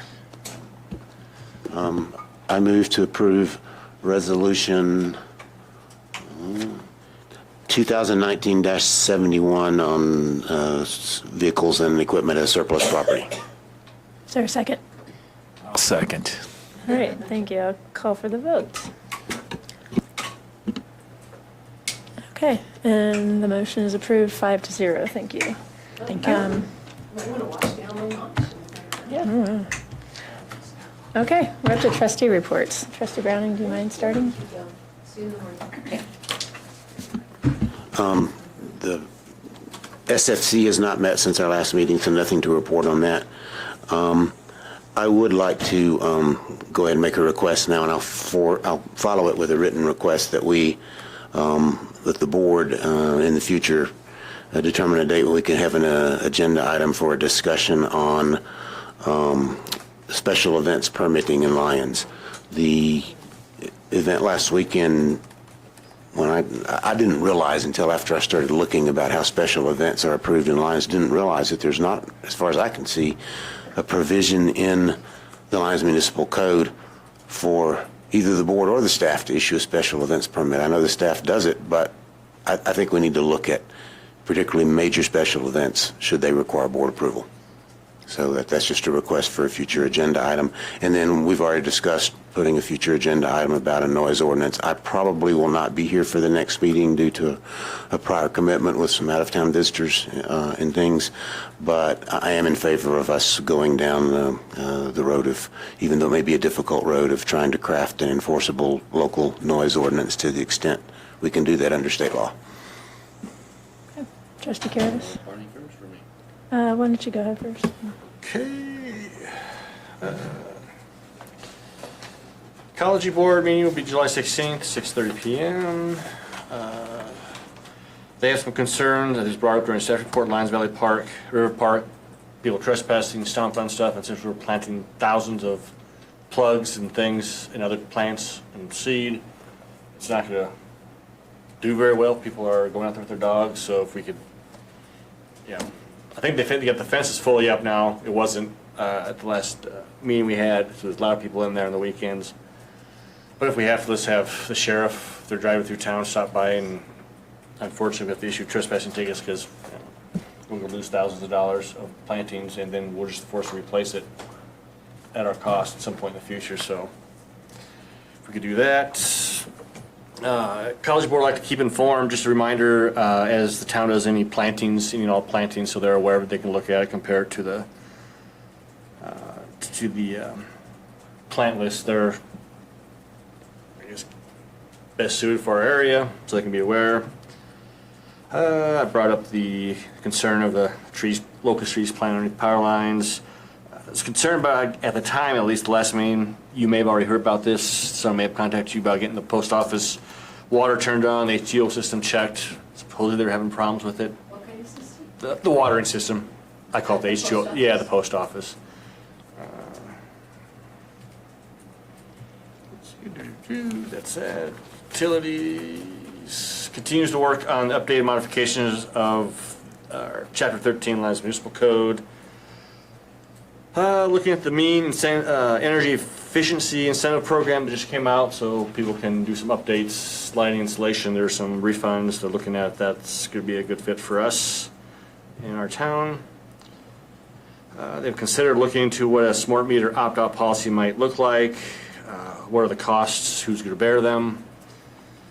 They're keeping an eye on the Highway 66 Pell and TIF monies, how it affects Lions and how it might affect UEB and what they look at. Continues to look at ways towards finding a way to speed up our Steamboat Valley High Street stormwater issue, and maybe with that lot not being developed, as you mentioned last meeting, being sold, we do something with it to help alleviate that. That's a possibility. Continue to look at developing a lighting section in our construction design manuals for just modern updating of lightings in towns on buildings and things. So not to throw off excess light pollution type issues.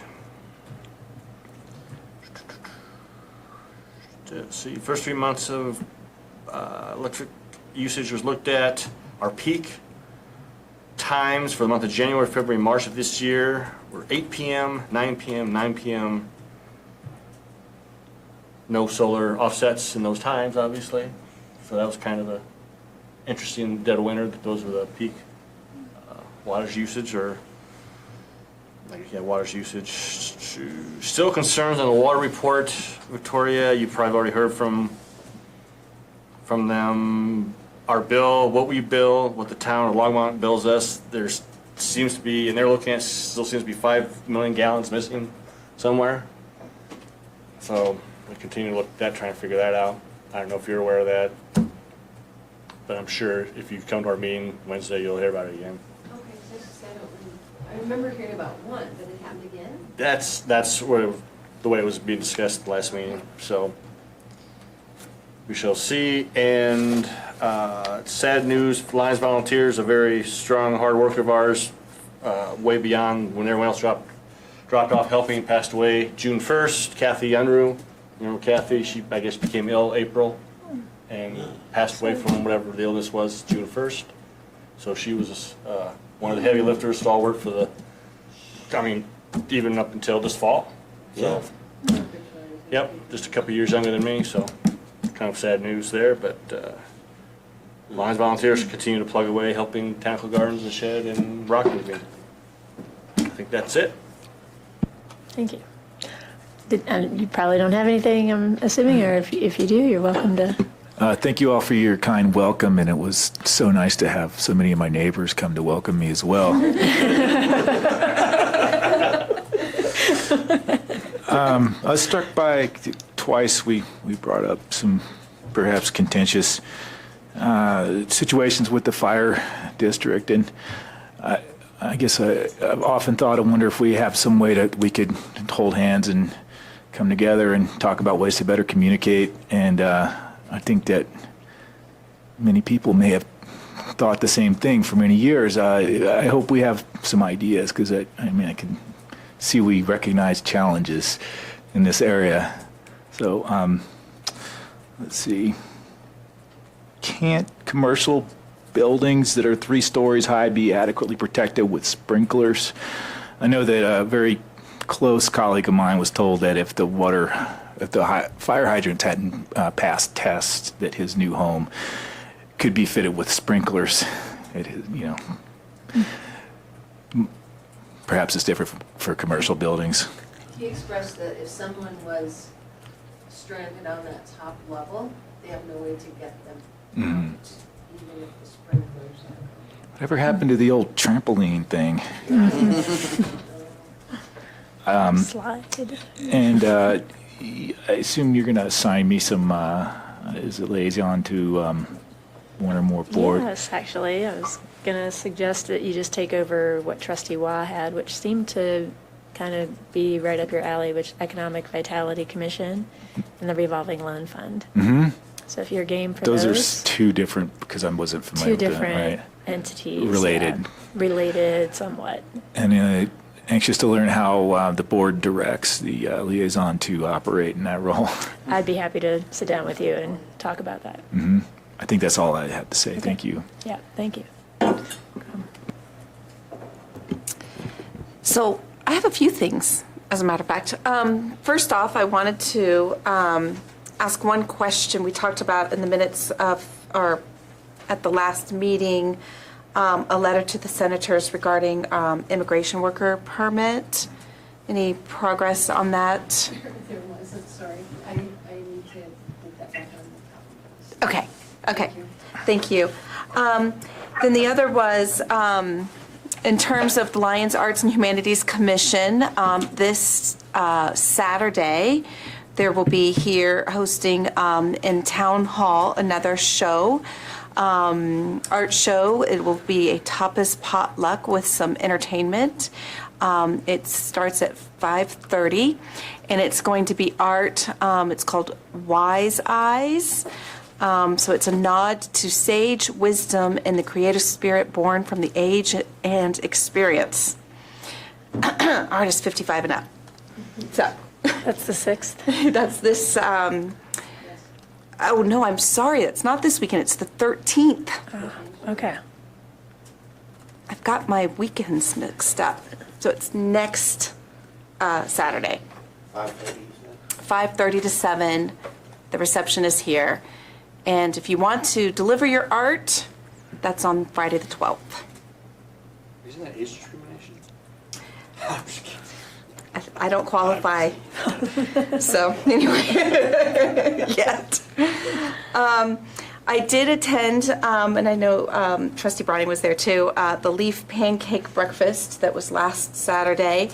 And I believe there were over 80 people that attended the breakfast, and it was really good. And the big announcement, which is pretty incredible, Leaf announced that they are going to bring some mental health services to the town of Lyons. The details are still being worked out exactly on what that's going to include, but they have a professional who is going to, has committed to providing those services. It's a new resident to town. And then exactly the when and the where and the how is still being worked out. But I think it's a great service that they're going to be offering to a number of the families in our community, anyone that could use that kind of service. And then I did attend the CML conference and got a lot out of it. One of the things I wanted to bring up that really was interesting is I attended one in particular. It was Buena Vista recently completed their affordable housing build, and they talked about the challenges that they experienced within that.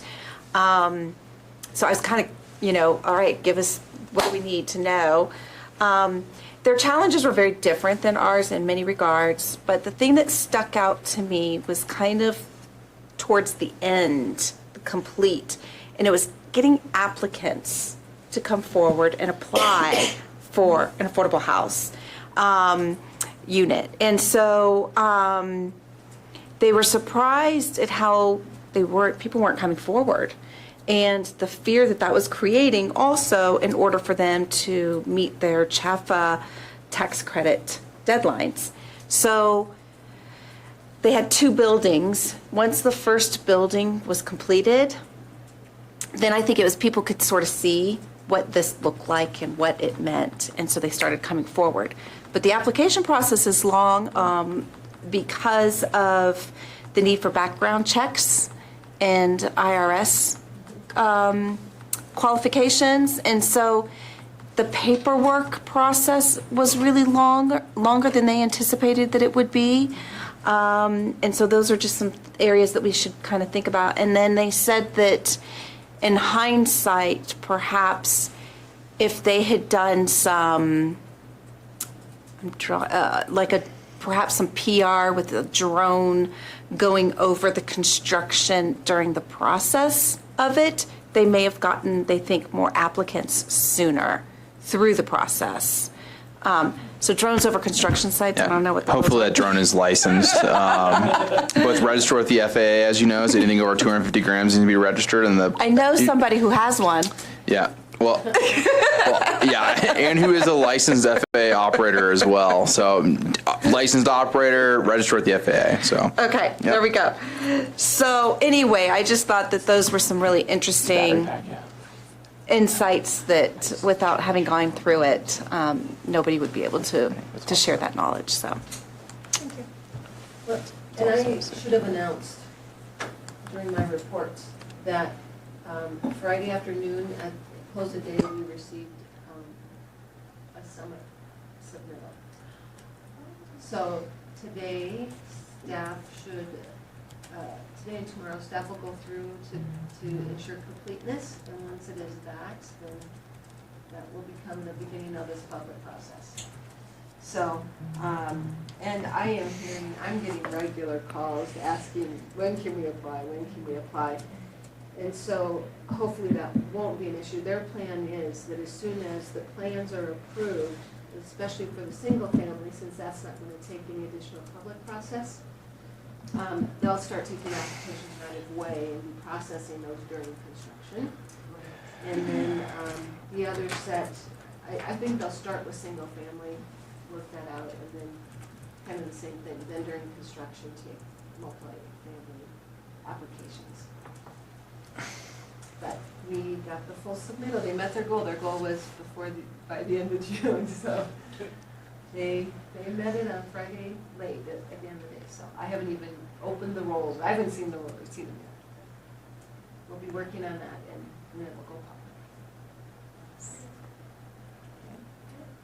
Mayor Pro Tem, are you still there? Yes, yes, I'm still here, and I do have a couple things. The CCDC had a workshop that was primarily focused on the maker space and artisan zoning. And the direction that came out of that was that Paul was going to redline the current code and consult with the town attorney to bring that forward. First bring it back to PCDC so that PCDC can then make a recommendation to the Board of Trustees. Paul also provided a pretty nice update on the various planning activities and development activities throughout town. I won't go through all those fairly expensive, but I did send my notes to Paul.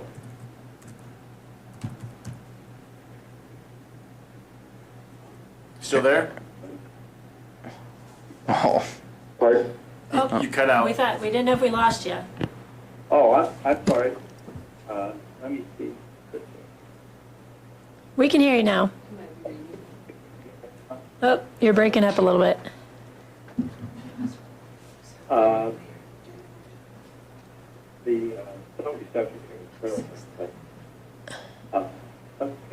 One other thing I wanted to ask, the town administrator indicated the audit committee met.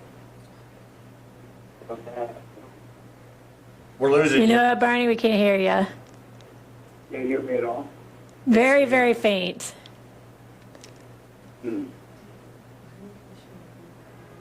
Victoria did explain the audit committee met Yeah. during her report. Okay. Yes, but there are two things from the audit committee meeting. Can you hear me? Yeah, that's better. Okay. One is that they're planning to do the audit report on July 15th. And the second is that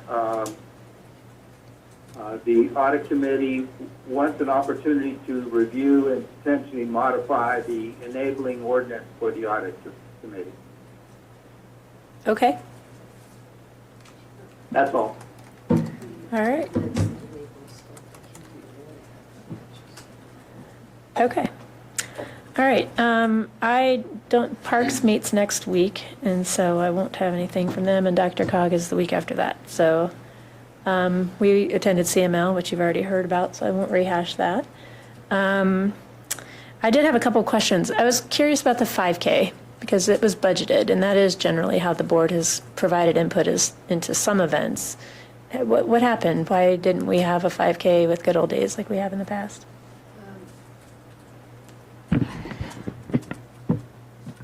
I don't recall the reason, but I know that it was rescheduled to a little later in the fall, like September. Okay. And I don't recall why that was, but anybody here that served on the good old days prep? The amount of people coming kept dwindling. She didn't. Well, no, but they can show up the day of too. I'll get you an explanation. I but think- we got the stickers are ready and everything, so I think it just got delayed. Yeah, I would just encourage you to start promoting it months and months and months ahead. Okay. You have people schedule their races months out so they can train for them. So, I think the dwindling numbers were maybe more to do with we just didn't talk about it until the weekend of. Especially last year, I remember that we just really didn't, nobody knew if it was even going on. And I saw, again, people were emailing me, asking me, are we having it, are we not?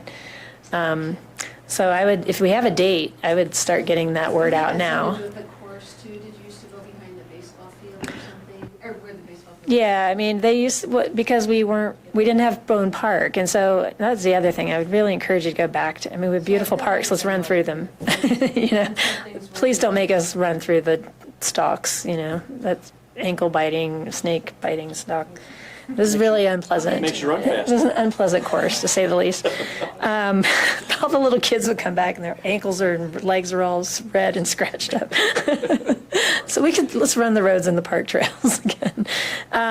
But yeah, if you can get that out. I'm also just kind of wondering if we have a lot of staff, it seems like, dedicated to the community volunteer, the events, and just like the notice and the communication doesn't seem to be as proactive as it could be about events. It's the week before is not enough notice for people to plan to either participate or get out of town if they don't want to be part of it.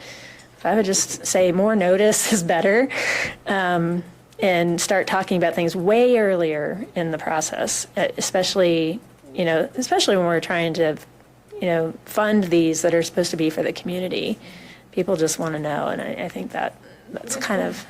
And there's and this is not an excuse at all, they do the special events for the year calendar that maybe I need to make sure you get out there earlier. Every January we publish all the events for the year that we know of too. So they need to do it regularly. Yeah, I think people are relying on the e-blast, which is great because now they know where to they're getting the current. But I think we're in the utilities, sometimes it's in there, I don't know, just some feedback. Nobody knew what was really happening with this weekend. So, and then I did have a neighbor come and ask me about the open space behind Eagle Canyon. She said she was out there and there's some noxious weeds out there. And then she also asked if it was possible. She's concerned because some people are letting things grow really tall right next to their fence line. And she said at one time they had kind of a fire trench, not trench, but That'll like a start bench or happening. whatever. So we didn't have any seasonal stuff this year, we had none. And we had 3 that all started last week. Okay. I think now we're going to see some of that mowing catch up. I know there's a lot of places we need to. Yeah, she said she mentioned it to Dave, and the suggestion was have a weed pulling party, and I'm like, the open space is a little big for the neighbors to get out there. Yeah, we just said the seasonal, and it is hard getting them. Yeah, oh, I know, it's horrible right now, We but have 3 now, and they all started Great. last week, so I think we're going to see a big change in just the appearance of Yeah. of lots of things this coming. well, and we know it's not the highest priority, but she's very good at picking up on the noxious weeds, so, okay, that's great. I think that's all I have.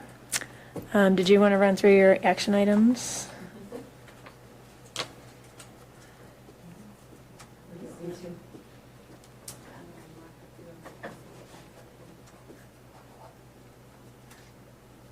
I'm going to reach out to Anya for the meeting.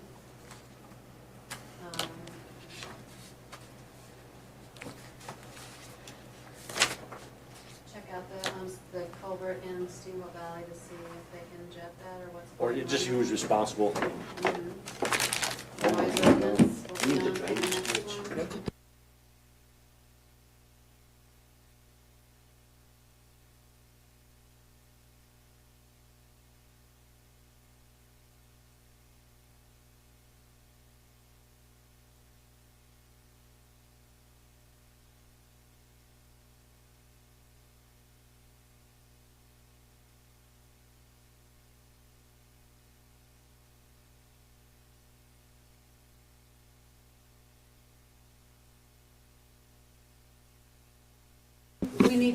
We need to schedule another one.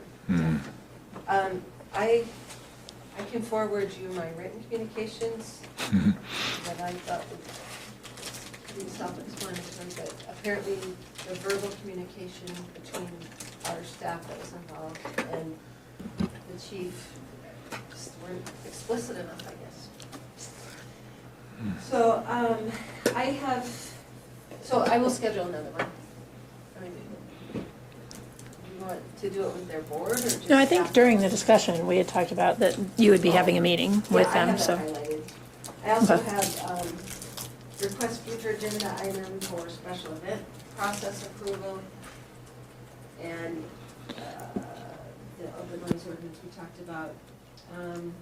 Reminding our staff that the ecology board needs to do regular plantings. Do what? Remind them of. Plantings. Yeah, yeah. Thank you. It's just a reminder. Yeah. Contact the post office about watering system. I need to, this Longmont billing discrepancy. I need to get my letters out to the quarry workers and the county. And then discuss again communication, needing to be more frequent and sooner and regarding all sorts of activities, and then follow up on noxious weeds in Eagle Canyon and mowing. So I think maybe if it would be okay, Trustee Browning, since you're not here for the next meeting, can we do the discussion for noise? And so we'll have agenda to discuss whether we want to take these up. So there'll be 2 items to discuss whether we want to pursue them for agenda for noise and then the special permit. So therefore, do we want to put them For the August for meeting, August since she'll be here. 1st, or whatever the first meeting is in August?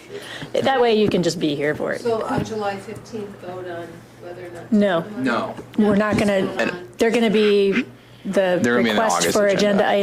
items, Yep, right? You know what I'm correct. saying? Yep, I know what Okay. you're talking So about. we'll do the first meeting in August for those, That we can have a discussion about. and we them. can do it then. So Okay. both noise and special events? Yes, for August 1st. I thought there was one more August, whatever it is. agenda I item, think it's August. business, general Yes, business. or something like that. No, I'm blanking. One comment about the noise. Go ahead. Go ahead, Ronnie.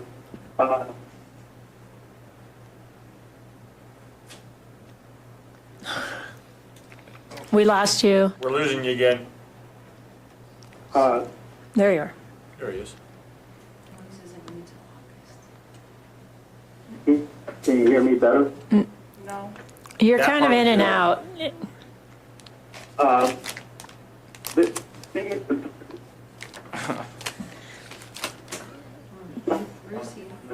We're not hearing anything. We can't really hear you, Barney. What? Everything cut out. We didn't hear anything.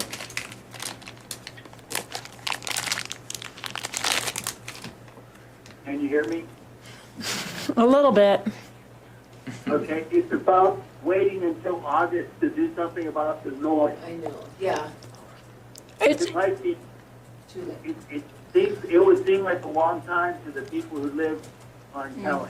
Yeah, I agree.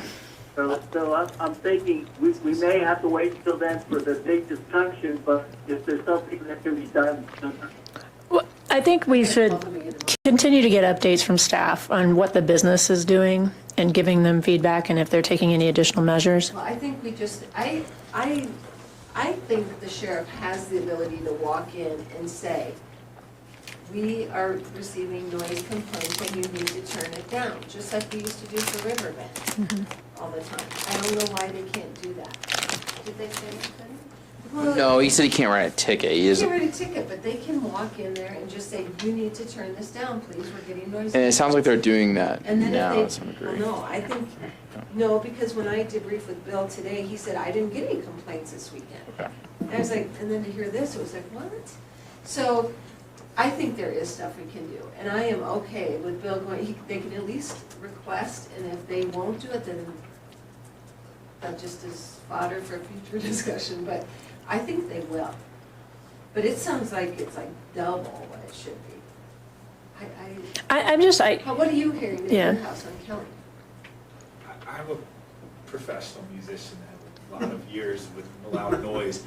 And in my house, it seems like not that surprising. I went over to the Freed Julie's house and it was quite loud. And who said, which, where? Freed was the Oh, guy with the yeah. decibel Yeah, meter. his was loud. Yeah, they're closest, I suppose. So there's something going on. but is it the first business, are they the first ones to do outdoor music there? Is that why this is a problem all of a sudden? Outlaw had a lot of music. That's what I was like, why is this all of a sudden a problem? I love music because when I talked to the owner, she said, my husband and I have very different tastes in music. Mm. And so he likes doing some of the, like. Van Halen cover band and Led Zeppelin cover band. Well, and It's then not she everybody's referred to thing. rap and. That was some- mentioned. Well, this was the problem with Riverbend. When it was Moni Moni, everybody had a huge problem with it. When it was acoustic, then it, Rapist Gallery. yeah, no. Well, you're on TV. Could wave to the audience out there. The millions of viewers I that we will have. follow up tomorrow with her again, because I told her the sheriff will come in and do that. So I will follow up with Bill because he was not aware there were problems this weekend. I think, one thing we did with Riverbend is we continue to tell people, keep calling. Yes. You have to keep telling us how it's going. And when they would make adjustments, people would come back and say it was better, or it was worse, or I still heard this, or whatever. And it wasn't until they got rid of the amplification that it really solved things. So, I mean, I think there's lots of ways that we can talk about the issue and figure it out. I mean, But it sounds like even when they're doing recorded music, it's disruptive. the problem with, I mean, I think delaying it a couple more weeks, the thing is they need to understand too that the solution, if they think that's the only solution, is going to take many months. So I'd rather, I don't know that the 2 weeks really is going to make a huge difference. I mean, to them it may sound like, but I think if we can continue to talk about what we're doing with the business, hopefully in the meantime, because if this is really the solution and they don't cooperate and we can't do anything until we change the ordinance, we're months away from I'd what like they're to asking for provide them anyway. the report he gave us, so they have an understanding of, the level at their house anyway. I would like, I'll just keep working with them as well, but I think the sheriff, there's nothing wrong with him walking in and saying, we're getting complaints. You can choose to turn it down. Can you please turn it down? Agree. Yep. It's not, I already warned her about that last time. It would be nice if it was clear to the residents that if we make a policy change, it's probably not gonna really matter this season, right? Well, I that's tried to like it was with communicate that, Riverbend. I mean, yeah. they had to wait a full season until they could implement the change, because it was the following season. They had weddings, they had weddings canceled, but that was part of the deal. I mean, but it was a good process too, though. We took a lot of input from the public. We tried a lot of different things, but that took time. And this isn't a 10-day solution, is a policy change. I mean, so if a policy changes the solution, that's a long-term, long process. And so that's why I feel like the best solution is to try to really work with the business in the short term and continue to give them feedback. Yeah. And encourage the residents to continue to report it when it's not working. I don't have their emails, but I could, and you can, any of us can follow up with them and let them kind of reiterate that Yeah. the policy part of this could take months. And in the meantime, to please just keep tracking and calling us. Mhm. You can be our representative and then ears on the ground, literally. Okay. Madam Mayor? Good. Yeah. Just based on what you were saying about the process, and just so everyone's aware, just with changing the hours for the different districts, just for Stone Canyon, we had rooms full of all the musicians come to our public meetings too. I mean, so if this could be a major policy change, just backing up what you're saying, Barney, this could be a very large thing. If we probably want to take our time and do it. So people that may be traveling this summer season themselves that are recording, or musicians, they probably need a lot of headway or heads up, long time heads up to be aware of this, look into it, and they're going to let us know too. And we do have a lot of musicians in town, so I think it's going to be a long process. So I don't see a 2-week. For the neighbors, yes, 2 weeks is a long time dealing with noise music you don't like. But I think we need to do it right and make sure everyone's aware. I think first step is, do we want to do it? Is that the right step? And then we'll go from there. But sorry, right. Barney, did you have one more comment? I don't disagree with what Trustee Kervis was saying at all. It just the message to the residents. It's going to be 4 weeks from now that we do anything. Whereas what the administrator was saying makes a lot of sense to me, that what we're doing right away is saying, look, we're going to do what we can. And the sheriff will show up if it's, when complaints come in, and that's fine, under the current ordinance. Okay. If we believe that the sheriff's department should be doing something, we have some means of holding them accountable, right? I mean, they work for us in the capacity of being our town marshal, right? I mean, we accountability, yes. But if we don't have a policy that addresses, it doesn't fall to the county, it falls to state or county.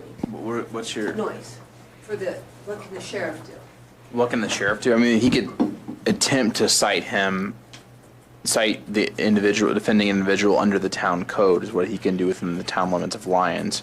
Other than that, it would fall to really just the private individuals, more or less suing, the affected business under a nuisance theory. But I can meet with Bill and make sure they followed up, like every Monday. What calls did you get and what did you do about it? I'm sorry, but they use their judgment all the time. They don't need an ordinance to know when something is too loud. I mean, use some discretion. You guys do it on a regular basis. Do it here like you do everywhere else. I don't quite buy this argument that I can't do something. I think it's This just is not, new people, and when it's like this guy, the one who responded that first night, he obviously did not respond well by saying, call the mayor. Yeah. And Bill agreed.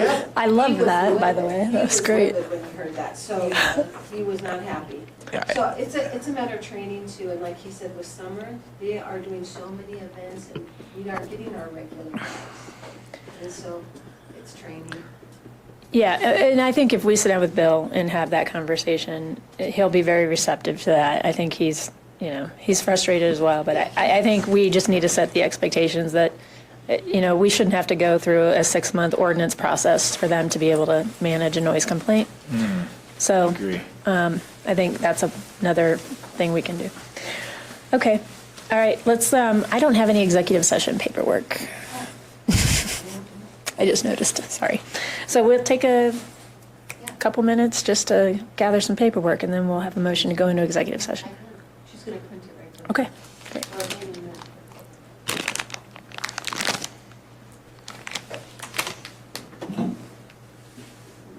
When we change the outdoor downtown overlay district, that one of the reasons to do that was so other businesses could expand their patios out back and do outdoor music. So this is going to be more than just.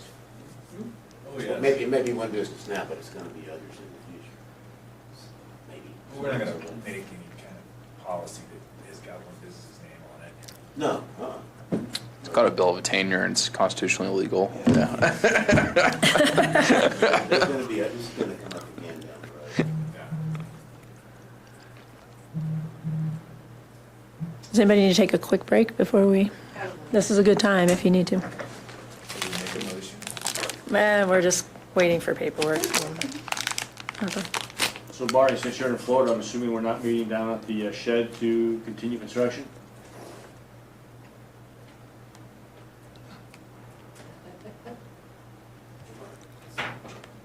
Nearly midnight on the East Coast. When they mentioned the Lucan Storage Building, where did you guys picture that was at? You said shop, storage or shop? Or the one out in the county? I don't- Did you, I thought the one in the county.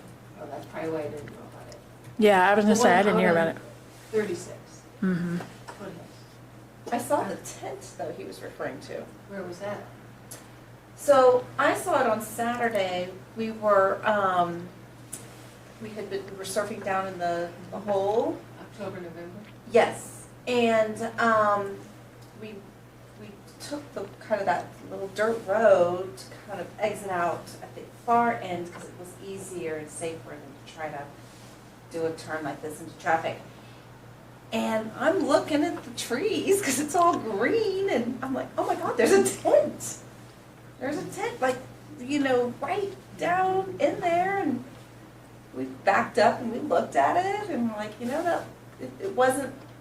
It was relatively new looking. It wasn't like it had been stormed on or rained on a long time, and it was really interesting because when we were just sitting around, kind of taking turns going into the surfing hole, this family walked by us, and they never came back. And it was, I think there was a kid in there. But it wasn't near the tent I saw. It was kind of along the river down. So I thought that was really kind of unusual. I was like, where did those people go? One of the other items of discussion all weekend was this little bear that's in town. There is a small bear that appears to be by himself, and he's making his way up Park Street and Evans Street and getting into everybody's trash. So there's some talk, I thought maybe somebody would be here tonight about, is the board willing to consider an ordinance for bear-proof containers? And it's one of those things that maybe when we have our pay and thrill, we could say that's the type of container we want. But I think it would be a financial hardship for some folks. But this little guy, he's been in town now. Well, I didn't hear about him Deb, you want me to grab it? today, but it sounds like it was like Thursday. He's been like in 5 days looking for food, and he was curled up napping on the weekends. Just don't have the Barney He card. just doesn't have anybody with him. That's So too bad. we contacted Division of Wildlife. I can tell him just to read this I've section. heard the company, there's two of them. And then I heard there's two mamas, yeah, or Yeah. one mama, we don't know. One up on Ewald and one out. Yeah. All right, you guys ready? Yeah. Can you just, which one's first? Honeywell? Honeywell's first. Okay, just make a motion and read this section here. Yeah, I'll do Are we turned off and everything? Not yet. No, Oh. you have to say we're going into it. Go into there. Okay. So I say, I just moved to go into executive session for the following reasons and read Okay. that. now? Yep.